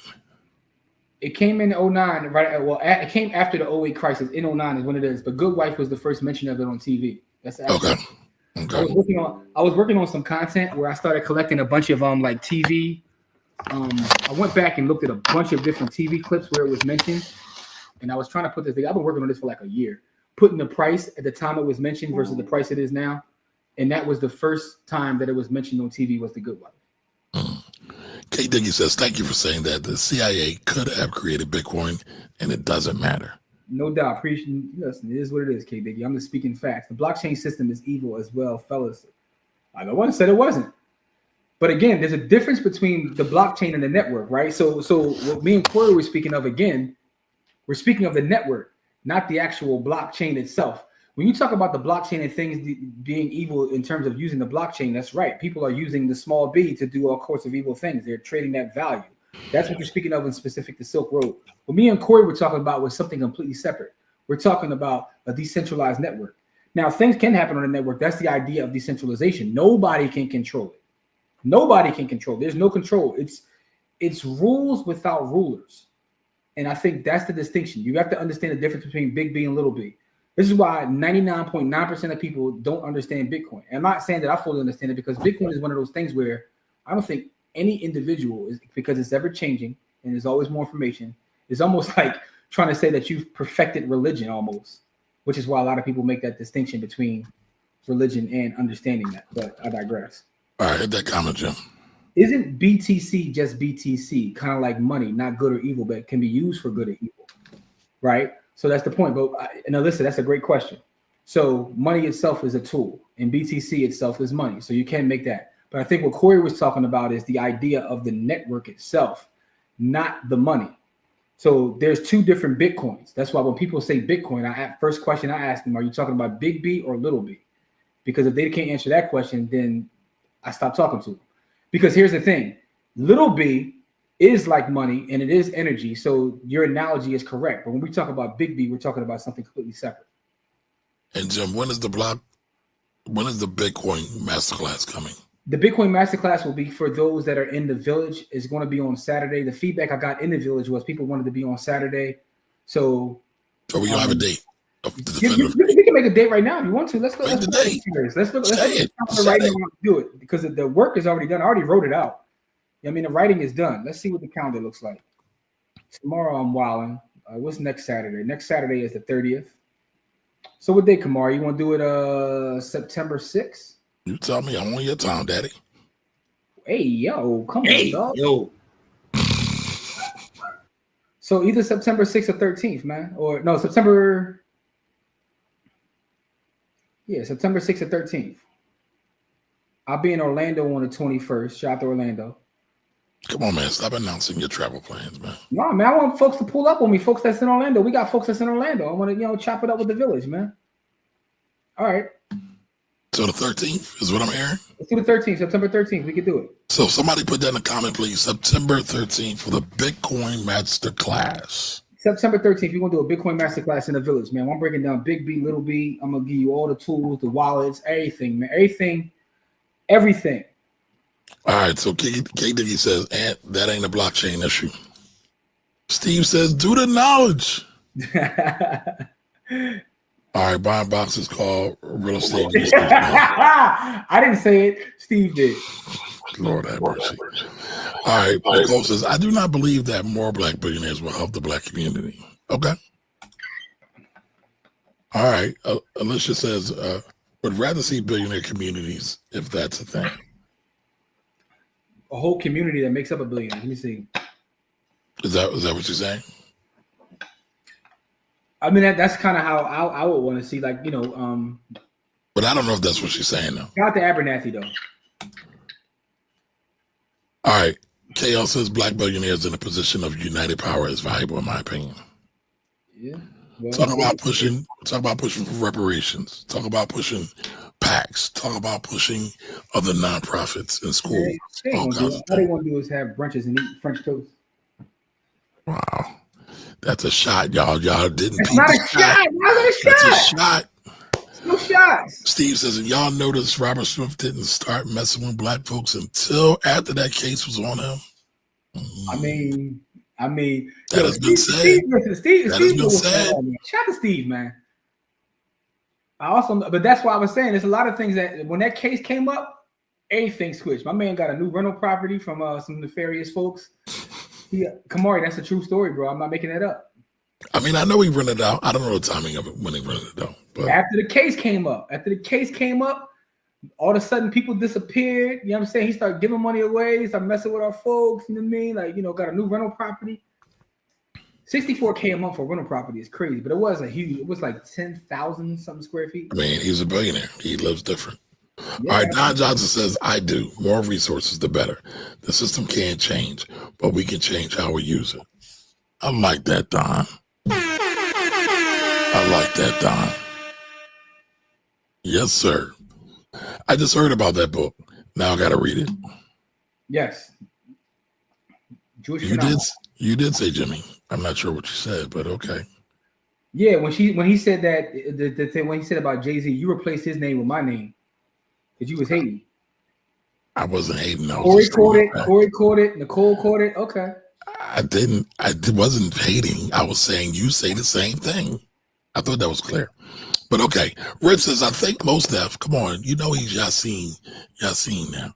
All right, it's working on a new project. I'm checking for that. I heard it's completely produced by Alchemist too. And if that's true, That's probably going to be crazy. oh my God. Oh, holy stars. All right, Rich says, something's not budging. Yo, that's crazy too. Yeah. All right, slavery equals you got something for nothing defies universal laws. Yeah, man. That's a fact. Union fees are criminal. I worked on one shortly. Well, I wouldn't say Yeah. that. I wouldn't say that. No, Tell us people why. that- Tell us why.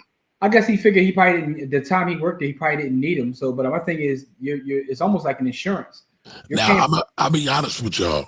I can have the same conversation about black billionaires that I can have with unions, because I believe a lot of the principles that unions have done, the good stuff, could be used by the black community, right? What is union dues? Cooperative economics, right? They're putting money in the pot and they're doing what they're going to do with it, whether it's unions, whether it's the welfare fund, right? They have the welfare fund to protect people when they go out on strike. So, there's a lot of different things that can be done. What have they done in terms of healthcare, right? Although healthcare should be free, but I digress. But the thing is, what they've done with healthcare in terms of like the unions using that collective power to get better rates on people for healthcare, like if you do this, if you do the knowledge, it's like Steve says, if you do the knowledge, you have a different respect for unions. If you start to see historically how things were and how things are, and that goes across the board. Like even when I was watching the joint on Hollywood, like before unions in Hollywood, the way they were exploiting people in Hollywood was insane. All right, so Ann said you gotta raise your kids. You just gotta raise your kids. That's all. See, I disagree with that, though. I disagree with that too, because you can raise your kids as great as you want to, but guess what? They're gonna grow up in an environment. They gotta participate in the society that's out there. They gotta go outside. They gotta go outside. The greatest parent in the world. If everybody else is trash. All right, yeah. Listen, Rich, I was messing with you. I know you know it's Yassine. I was messing with you, bro. All right, Cal says, since Heavy D passed, Most Def by B is my favorite MC. Okay.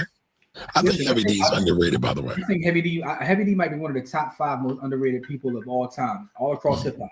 Because he did it all. He could rap, dance, sing in just one show. Never mind, Jimmy won't know what that is. I do. And Heavy D, listen. And that's you wasn't with me with a yes, y'all?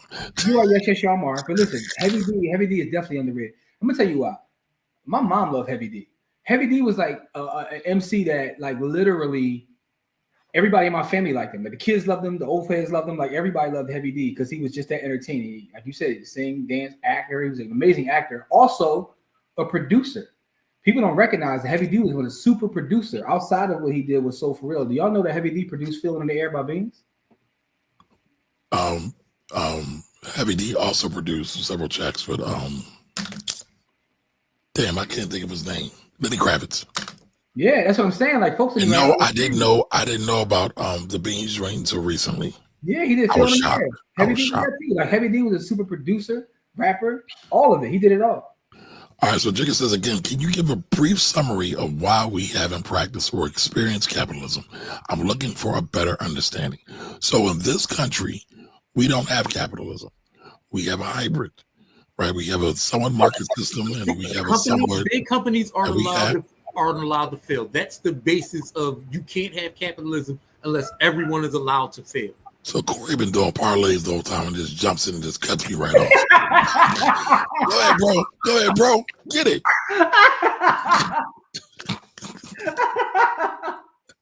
Gotta love it. Gotta love it. Yo, all right, Jamil, simple as this. In 2008, if we had pure capitalism, half of these banks that are here now wouldn't be here, right? Go look at Too Big to Fail. That's an example of why. If we had pure capitalism, there will be no public school. How about that? Yeah, that's another great point. All right, Alyssa says modern day Uncle Tom. So for the record, Uncle Tom is a hero. Uncle Tom is a hero, y'all. All right, so modern day Uncle Tom, that might be an issue with people who become billionaires and forget where they give back to and power who came after. All right, so she's talking about Sambos. So that's definitely a legitimate point. It's funny though, because I get why you say that Uncle Tom is a hero, because if you read the book, he technically was. But at this point, it's been used so much the other way that that shit done sailed. It means something else now. It means something else, right? But again, I'm a disciple of Malcolm X, and I stand for the truth. And so, if we keep going with the lie or the misinformation, we're just piling on to it. So, if that's the case, do you believe that the N word came from Negus, which meant king? No, I don't. I think that's bullshit. That's what my Hotep family told me. Next topic. Okay. No, you're not part of the problem. How do people get off welfare?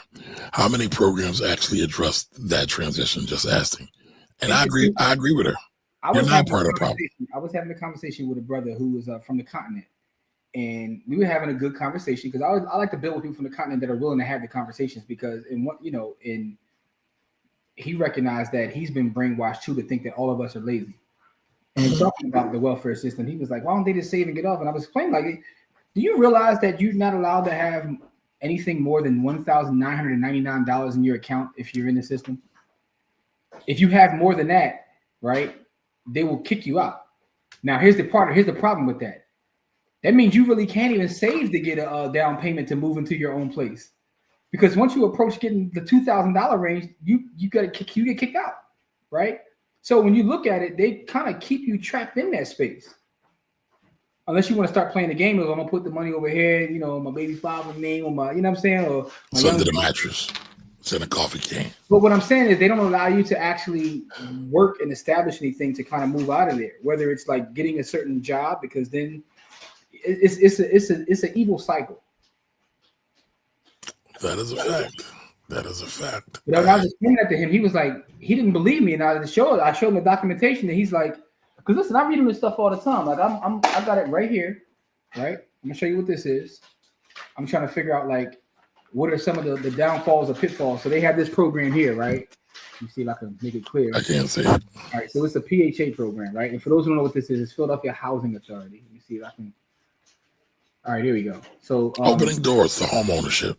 Right. So it's about the program they have where they're trying to get people into the home ownership space. And this one right here is about taking folks that are in the system and trying to help them grow their business. And when you read through these and you see some of the stipulations, it's like, y'all really don't want this to happen. You want to say that this exists, but you put so many barriers in front of someone trying to do it that it's just a pamphlet at this point, which is why if you ever look at it, the money for it never gets spent because it's almost impossible to do. Jim, is that online? I'm pretty sure you can find it online. I got it because we actually taught a class for the kids at PHA this summer. By the way, that was me, Kamari, and Corey. And I'm still waiting for Kamari to give me the footage, but I digress. But yeah, we did something for them. So I actually got the pamphlets when we did the joint. I was just reading through it. Like, it's cool to say you have it, but are you really pushing this? All right, Don says, I've seen lack of money change people. Yeah, man, listen. KL says money changes people. So both of y'all are right. You get that ski mask, that's because of lack of money. All right, 10 100,000 equals $1 million. That's a fact. Super Bowl. What's the pause for? I'm sure that's for me. You say something foul. You calling me. Listen, listen, I'm a grown man daddy on national airwaves, bro. I'm a 70s baby, man. They said daddy a lot. And no, as Jimmy always says, I'm stuck in the era of yes, yo. To the beach. By the way, Kamari, you'll be proud, man. I'm pulling up to see Stetson Sonic on Sunday, dog. Some people don't like the way. All right, Bitcoin Masterclass on September 13th. Thank you for that reminder. Yes, it occurred to me that Daddy O was in his 60s now, so I want to see like how he performs because I've seen Stetson Sonic before, but years ago. But I didn't realize that he's in his 60s, so he's going to do I bet he probably still kicks it. Talking all that jazz. Yeah. By the way, In Full Gear is a classic album. That's post the Yes Y'all era, though. All right, and also, we have a welfare system that keeps people afloat. That's true. That's true. And that's talking about the lack of capitalism. All right. Thanks for clarifying the Uncle Tom thing. Got to look more into the truth behind that story. Harriet Beecher Stowe, Uncle Tom's Cabin, if I remember correctly. I need to go back and reread that, by the way. All right, off topic. Jim, did you ever watch the movie? Along with the producer's account of IFA Poon Tang trying to turn a love scene into a West Coast production. No, sir, I did not. I did not partake in that content. Who was that? Oh. If I pulled that. I just got that. I saw it. So shout to Jamil. When he sent me this, I didn't get a chance to watch the full thing. I did watch clips, and I know what you're talking about.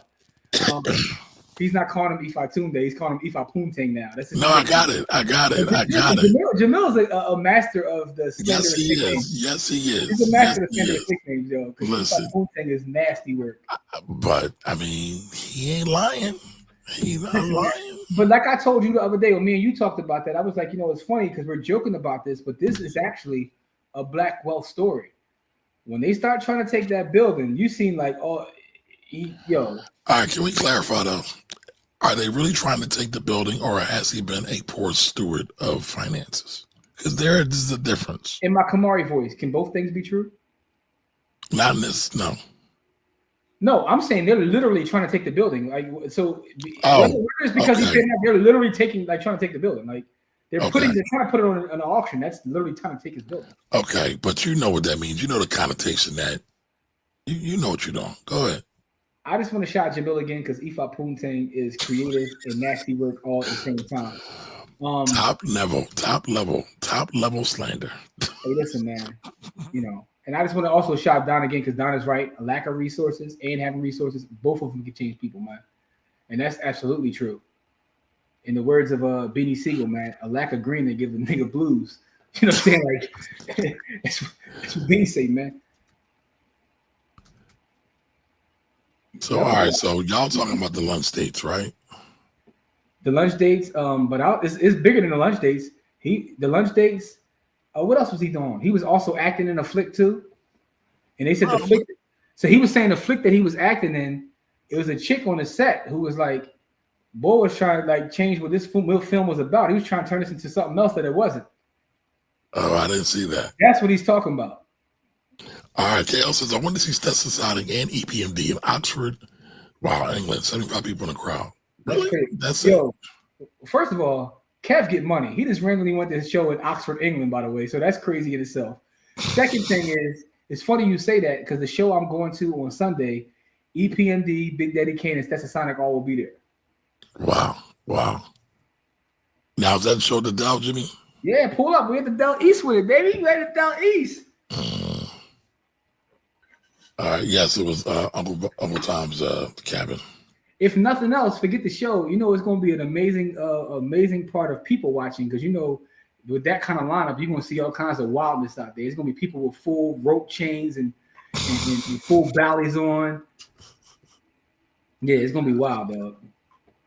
Is Prince Paul and Fruquan still part of the step? Oh, he said Fruquan. Stat True 88. All right, so here's the thing about that, Jamil. I honestly don't know because I haven't seen them all together in the same space probably since 1990.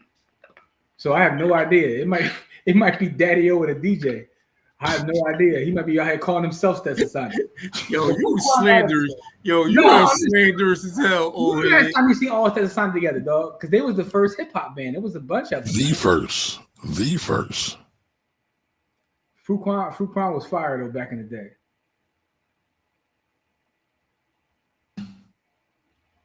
All right, man. Let's yo, Kevin is wild. You see Kevin next comment, yo?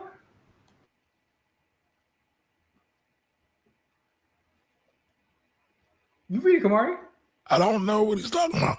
I'm surprised Daddy O is still with us. He was no sugar. Oh wow. I didn't know that. My man was on that booger sugar heavy. I didn't know that. I didn't know that at all.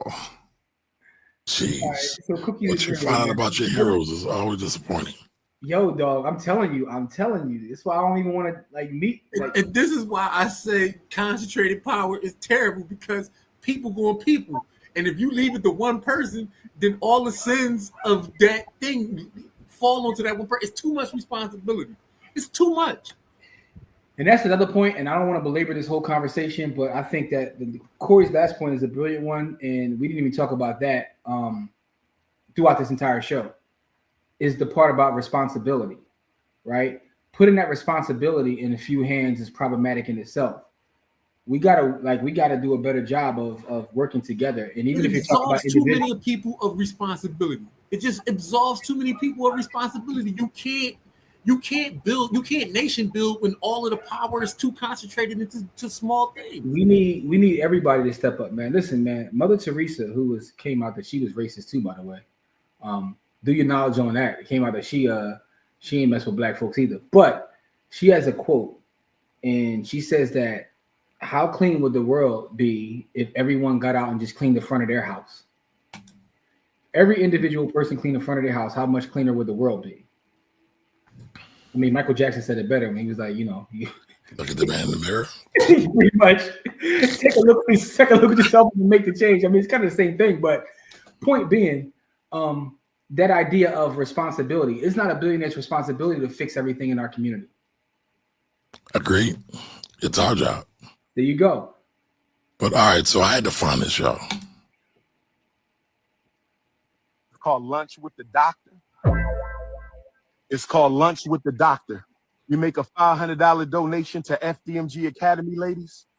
$500 donation to FDMG Academy, and you get a free lunch with Dr. Umar, restaurant of your choice in the state of Wilmington, Delaware. I said we got a new program called Lunch with Dr. Umar. Private lunch. Ladies, you got to donate $500 to the FDMG Academy, and I will take you to lunch, private lunch, any restaurant you want in the state. Can you just take yourself to lunch for that, right? I mean, that's what I was thinking the whole time. Yeah, but boy is wilding. You gonna give him $500 and you still gonna pay for he is wilding, bro. Listen, man. He's trying to save his building, bro. Okay. Well, it gets better. State of Delaware. It's called Lunch with the Doctor, and it costs you $500. You don't pay for the lunch. I pay for the lunch. Any restaurant in the state of Delaware. Oh, yes. Brothers, don't hate. We got to stop hating. Brothers, we got to stop hating. Don't hate my ninja, because if I ask your wife if she want that luncheon, if I ask your wife. Low blow. If she want that luncheon. If I ask your baby mom, do she want that luncheon with the doctor? We know what she gonna say, ninja. Don't test my intellectual gangster. If I roll up on your girlfriend, your live-in prisoner, you call a girlfriend. If I roll up on your live-in prisoner, your romantic prisoner, you call a girlfriend who ain't there because she want to be, she there because she got to be. If I roll up on your romantic prisoner, my brother, if I roll up on your romantic prisoner, you call a girlfriend who living with you because she got to, not because she want to. Do she want that lunch date with the doctor? Do your wifey want that lunch date with the doctor? I think we all know the answer to that. Me and you are not the same. I keep telling you that. Me and you, we not the same. You not 6'3", dark chestnut cocoa brown with the North Philly beard. You ain't Leo King. Ninja, you ain't Pan-Africanist #1. Nobody flying you to every continent to hear what you got to say. Only me. Don't make me take my t-shirt off and turn into King Kong right now.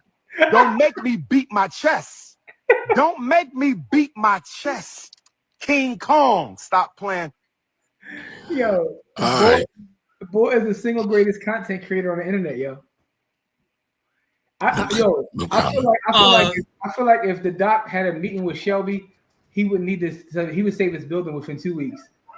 Because if he had all the tools to unlock on the internet, because he's the greatest content creator there is. No comment. All right, so we got a Bitcoin giveaway. Anybody got a hashtag? Yo, Ifa Poontang is nasty work, yo. Yo, so I mean, of course, with all this shenanigans, there's people snapping at him in the comments. It's like, why he can't do that for his own kids? I'm like, damn. Yeah, but it's also chicks in the comments. Like, I just sent my $500 through. I'm like, yo. So, it is what it is. Umar runs his mouth, but we have seen the twos with gray hair. He fucks with. I'm not sure what you're talking about there. I'm not sure what you're talking about there. But, all right, so what we got for the hashtag, y'all?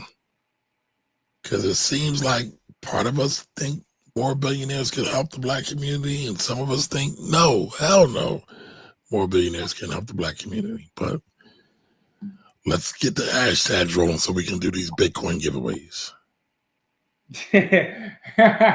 Greg said make a hashtag $500.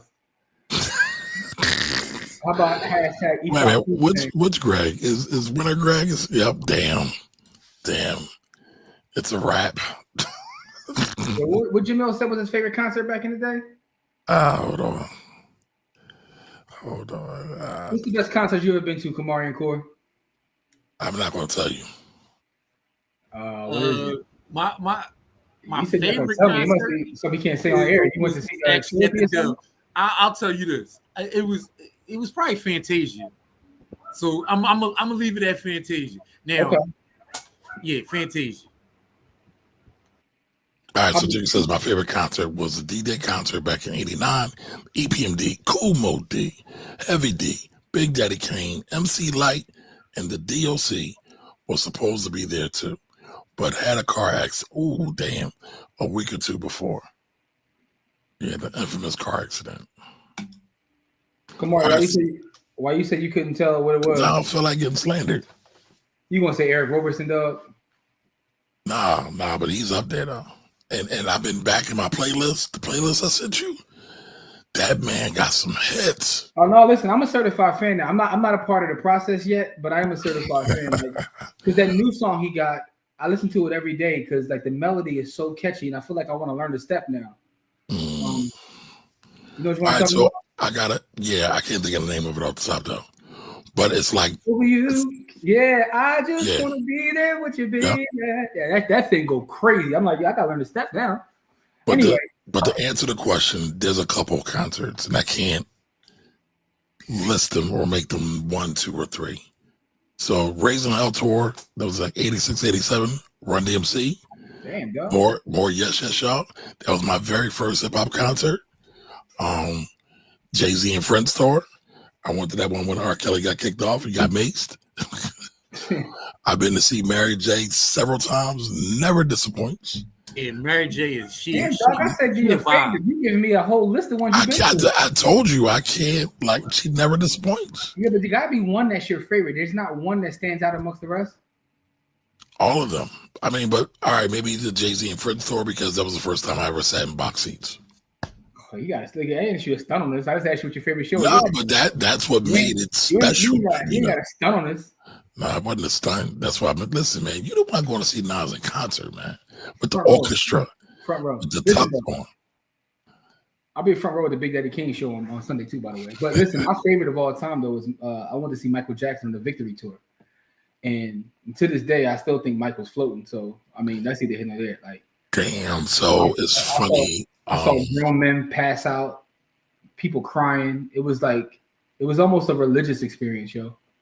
So I never forget. We went. It might have been the Victory. Was the Victory tour at the Vet? I saw it in DC. Oh, because I remember my dad took me and we went outside. RFK. We went outside. We watched it from outside. Yeah, it was outside, John, because he was. Oh, but outside the. Oh, you didn't go inside. Yeah. Oh no, because I'm saying it was at RFK Stadium. All the joints he did were like outdoor because he was doing football. He was doing football arenas. Right. So, crazy. You know what I'm saying? Like, you know, but you know what? I just thought about something. So back in the day, my mother took me to go see Luther Vandross. Glitter Ball Luther Vandross. And I didn't really understand the impact of the music. But I think that's why I love Luther so much now. Yeah, so that and also the one out last year I went to the Stevie joint because Stevie even in his older age is 101. But anyway, just wondering. So we got a lot of different hashtags that we could use. Let's go through these and let's get it out of here. All right.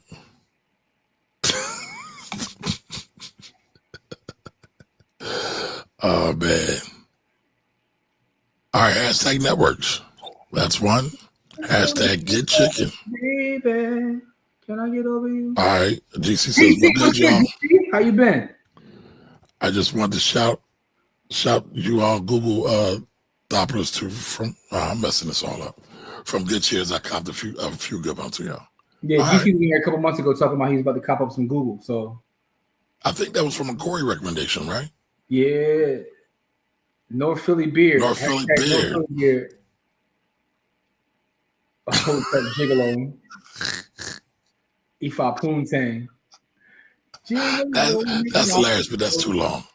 All right. So I think Don Johnson agrees with me. He says more billionaires. All right. Romantic prisoner. Cooperative economics. That's a nice one. You want something shorter though. All right. Kamari's favorite tour was a rah. Beach Streets.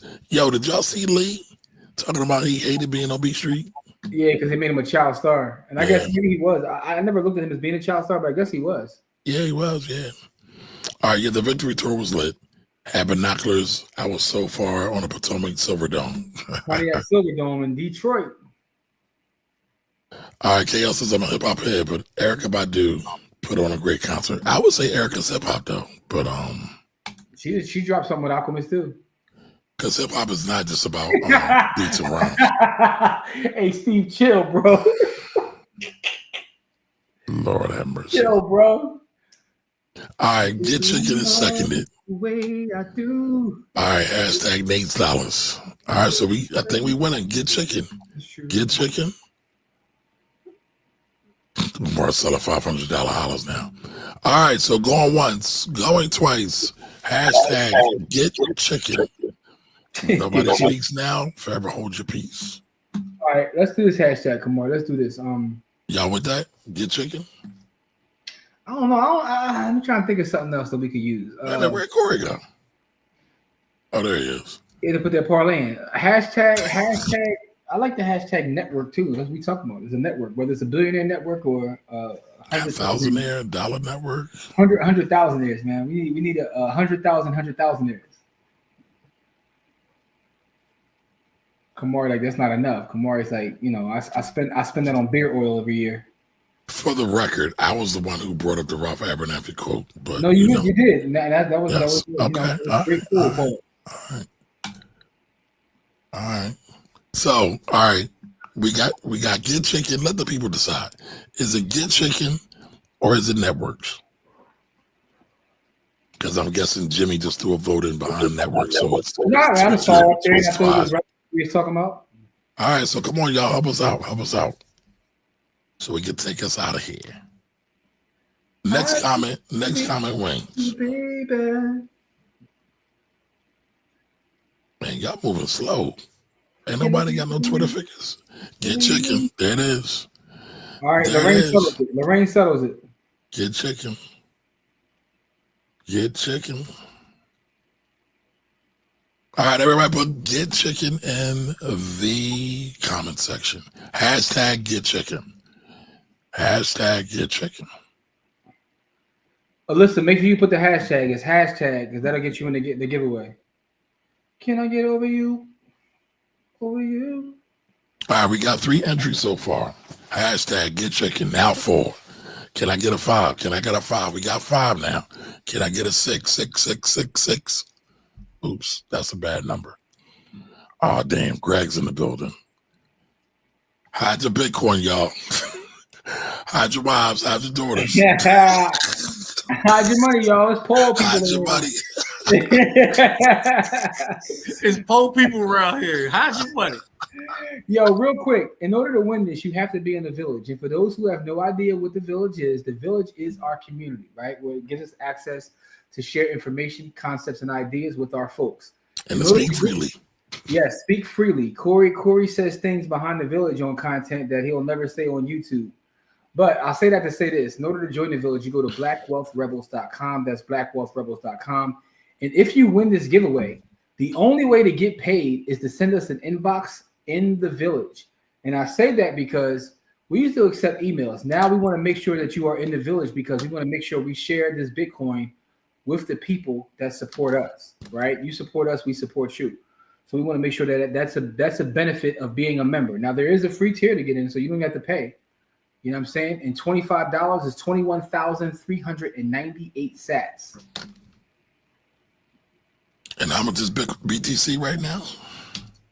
Close to about 117,000. Because I know we had a bounce. I mean, we had a drop, then we got a bounce. So it's bounce. $116,483.20. For those that do not watch my Bitcoin podcast, which is known as Stack Sats or Die Trying, which has put out 61 powerful episodes all about Bitcoin. The great thing about it is a lot of you guys have watched it from the beginning, I mind you. And if you remember the beginning of Stack Stats or Die Trying, we were trading at about $40,000 per. So just think about that. Powerful.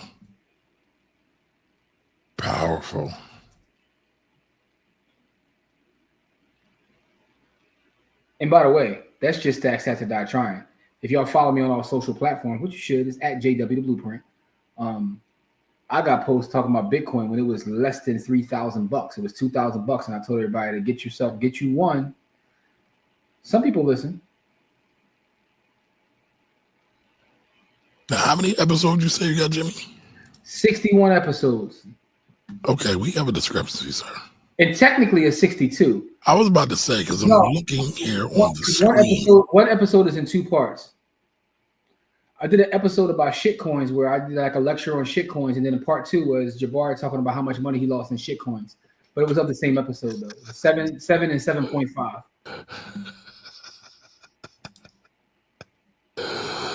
Oh man. All right, so come on, y'all. Get y'all chance to win these sats. Hashtag get chicken. Put them in. All right, so we got 62 episodes of Stack Sats or Die Trying. Man, listen, I had one of the more powerful experiences this week. I had a brother come to me almost in tears this week, literally, like a tear streaming down his eye. And he was coming to me to thank me. He said that I changed his family's life, right? Because he bought Bitcoin years ago. In fact, Corey, he was one of the brothers that came to the first live event that we did as By the Hood back in like 2016 or 17 that we did in Germantown at that old folks joint.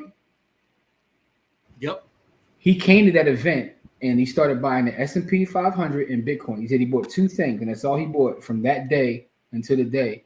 And the boy said, changed his family's life. And I was like, yo, I wish I could have recorded it. Matter of fact, I still might go back to him and see if I can get him to record it because it was that powerful of a testimonial. But the great thing about it was interesting is hearing him say this. And you know, Monica could vouch for me, but 2 things, just 2 things. He said the VU and BTC, that was it.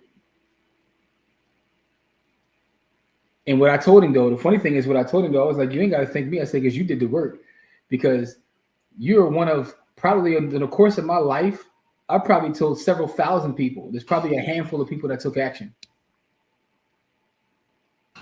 That is the problem. It's the problem, but it's also a fact, right? And that's why, like a lot of times with folks, it's one of those things where, and I've thought about this too, right? You know, Kamari, I make Kamari mad when I tell him about hard workers for suckers, but I thought about the fact that I think if I'd have been taught at a young age about the power of consistency, dedication. Hard work? Over hard work, I'm saying. No, over hard work. Like this figuring out any sort of thing. Like, so hard work, you can make the argument a part of hard work is consistency, but I'm talking about just being consistent, like in doing whatever that thing is I'm doing, right? It doesn't mean I have to work hard. I can work smart. But the idea of consistency and dedication, and I think the third thing I will put in there is sacrifice. Hard work. Oh. You think hard work is sacrifice? Hard work ain't always sacrifice. Shit. Okay. I know a lot of people that work extremely hard. They ain't making no sacrifices. They're just working hard for the sake of working hard. And you know, they don't get the chicken, as our hashtag says. I would say that's a point of semantics, sir, but okay. I would say what you're doing is a point of semantics. No. Those 2 things do not equal the same, right? Okay. I mean, right, slaves work hard too. And doctors work hard too, Jimmy. But Okay, but what I'm saying is, Get chicken. We got 16 entries. all doctors don't Can we work get 2 more? Go ahead. What were you saying, Jim? all doctors don't work hard. Okay. If you say so. You're never going to get me to buy into this adage of hard workers for suckers. But it's a cute saying. It is. It is a cute saying. I'll give you that. It is. Hard workers for suckers, man. And I'm not saying you shouldn't work. I believe in proof of work. That's a double entendre. Don't even ask. I know what it is. I know it is. Don't No, I'm not going to ask. No. Don't even ask how.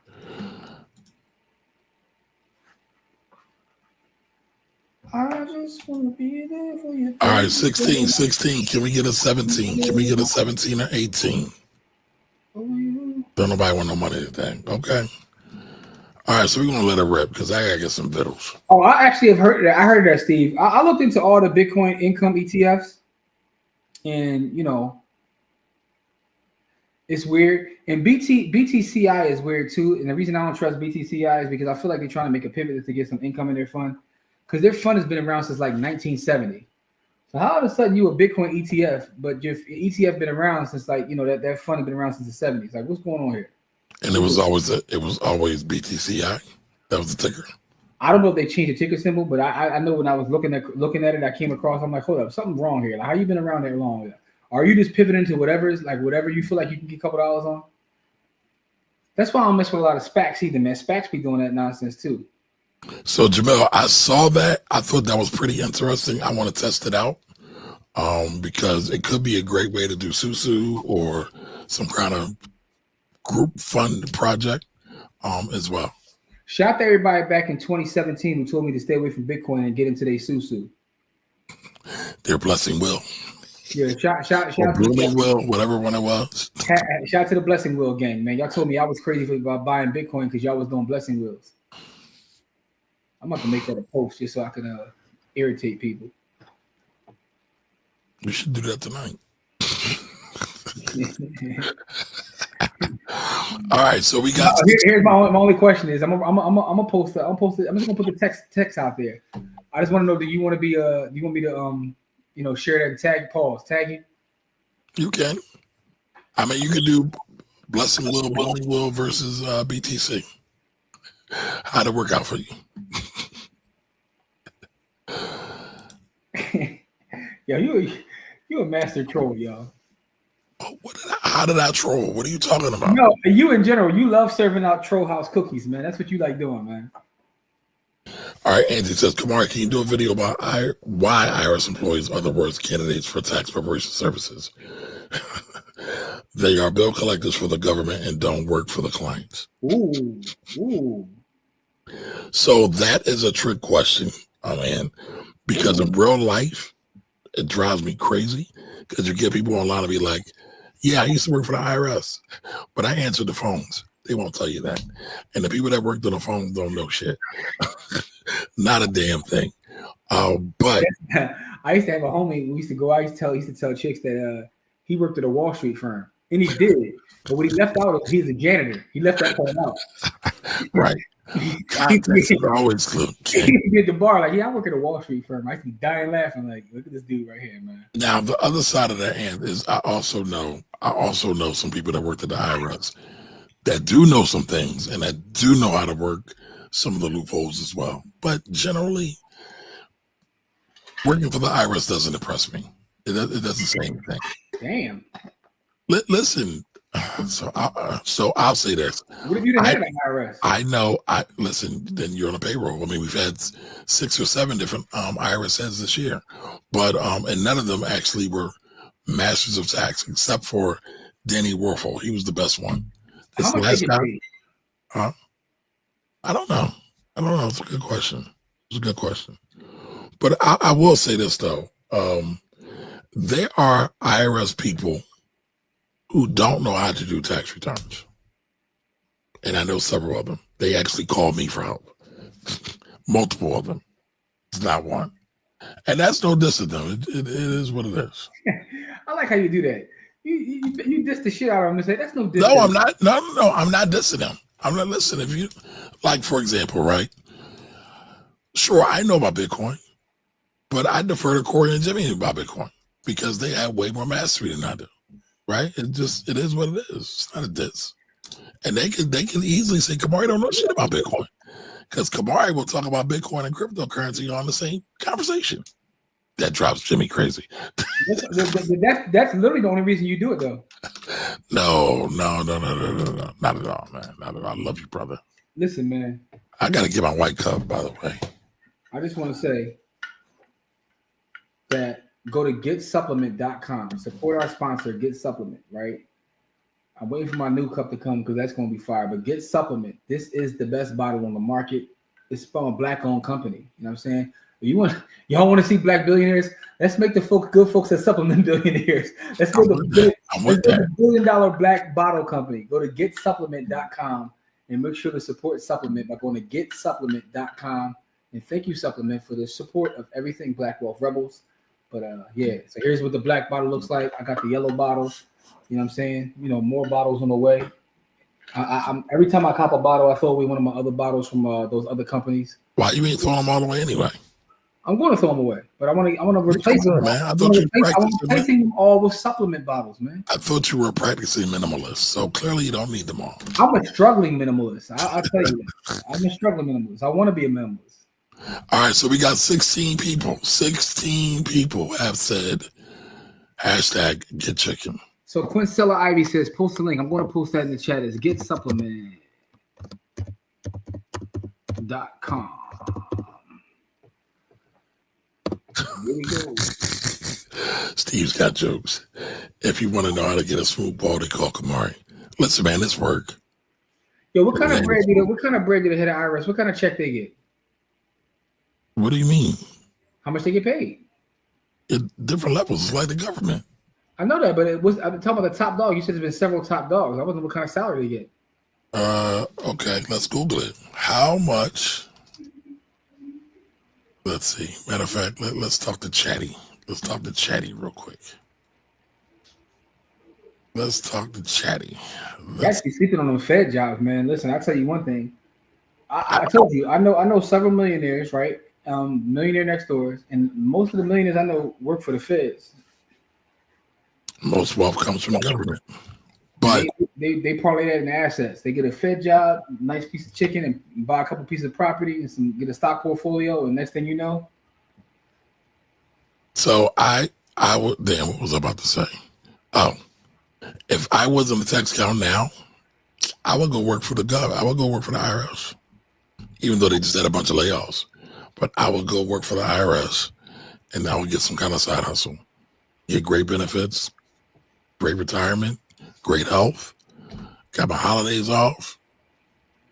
Now, some of them are kind of lazy, so that might be an issue. But I would be cool. I'd be cool. I'd probably go work for Jimmy and be like a real estate agent or something. Here you go. Listen, man, it's money in them there streets and the bricks. Hey, listen, man, I'm just trying to have it like the habits have it. That's all. All right, so let's see. All right, how much does the IRS director make in salary annually? What kind of answer did you get? Hold on. You're going to hear it. Oh, no, you might not hear it. Hold on.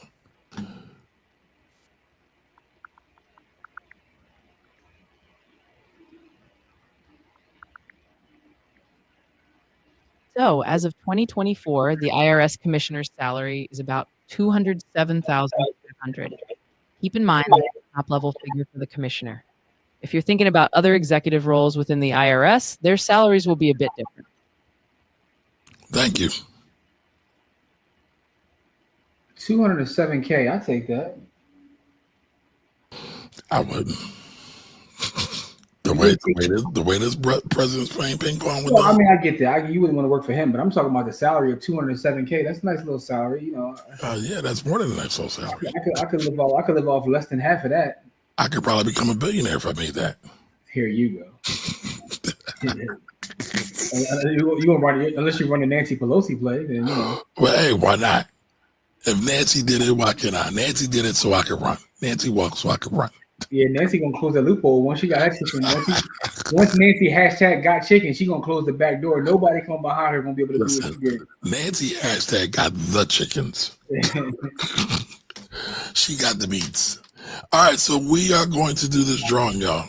Good luck, everybody. Remember, if you win, you have to go to the village and send an inbox. And when you send an inbox, send your lightning address. If you don't know how to do that, you go in the Cash App, hit Bitcoin, right? Hit the up and down arrow to receive. When you hit receive, you'll get a QR code. Tap the QR code. It's going to give you a long string of code. Send that to us in the village in an inbox, and you will get your sats this evening. Kamari, hit that button, beloved. Hashtag get chicken. And the winner is, my man.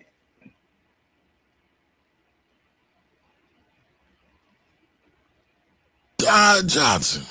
The original Greg, Don. All right, so we need a count. Guess who's won back? more? Has Don won more or has Greg won more? I don't know. They running neck and neck, but they running neck and neck. We might have to make them sit out for a little while. We might have to ban entry for them. Don, are you still here though? Let's see if Don is still here. That's the first. Don's here. You know Don's here.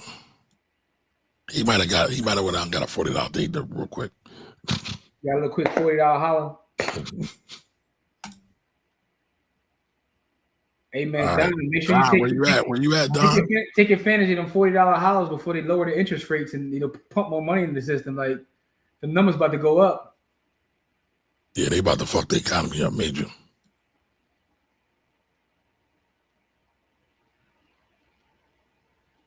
Oh, Don, I don't know. Don, where you at? I don't know. Hey, Core, man, Sunday, man, pull up. Y'all should pull up at the Del East, man. You gotta see, gotta watch the old folks. MC Light gonna be there too, man. I'm cool. Lady B got all the OGs. As she should. She is the first recording artist female rapper. Yo, Kumar, I saw your man give a citation to Schoolie D the other day. He deserves one too. Listen, Philly wouldn't be nothing without Schoolie. Schoolie D is a legend. I'm not saying that, but I was laughing at your man gave a citation. It was like he was the original Jay-Z. I was like, all right, that's a little bit of hype about it. Okay, I was looking for the connection, but I don't know if there is one. That's my point. All right, Don ain't here, man. What y'all want to do? Don. Money making sense. All right, so if Don doesn't come here soon, I'm not saying pause, man. Stop it. We are adults. We're not children, Jimmy. All right, if Don does not show up, if he does not show up in the next 15 seconds, we are going to spin again. So 15, 14, 13, 12, 11, 10, 9, 8, 7, 6, 5, 4, 3, 2, 1.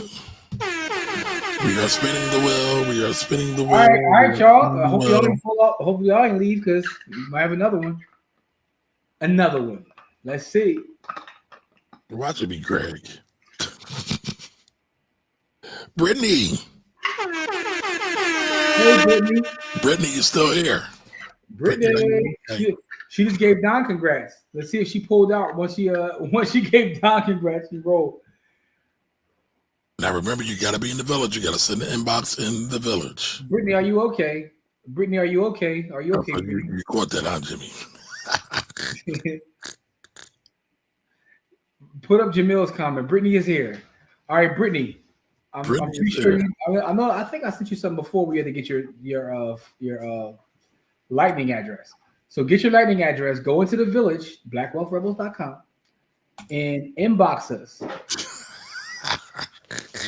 Don is now participating in nefarious 33,540 set activities. $40, y'all. $40, y'all. All right. Congratulations, Brittany. You are the winner of this evening's free Bitcoin. Shoot us the message. You'll get it this evening. We appreciate you as always for always kicking it with us. For everybody here, I want to say thank you. We'll be back here next Friday for another giveaway, another show. We also have a free class Sunday morning, 10 a.m. I have no idea what we're talking about. But we got one this Sunday, right? Did we already do this? Yeah, I don't know. But anyway, this Sunday, 10 a.m.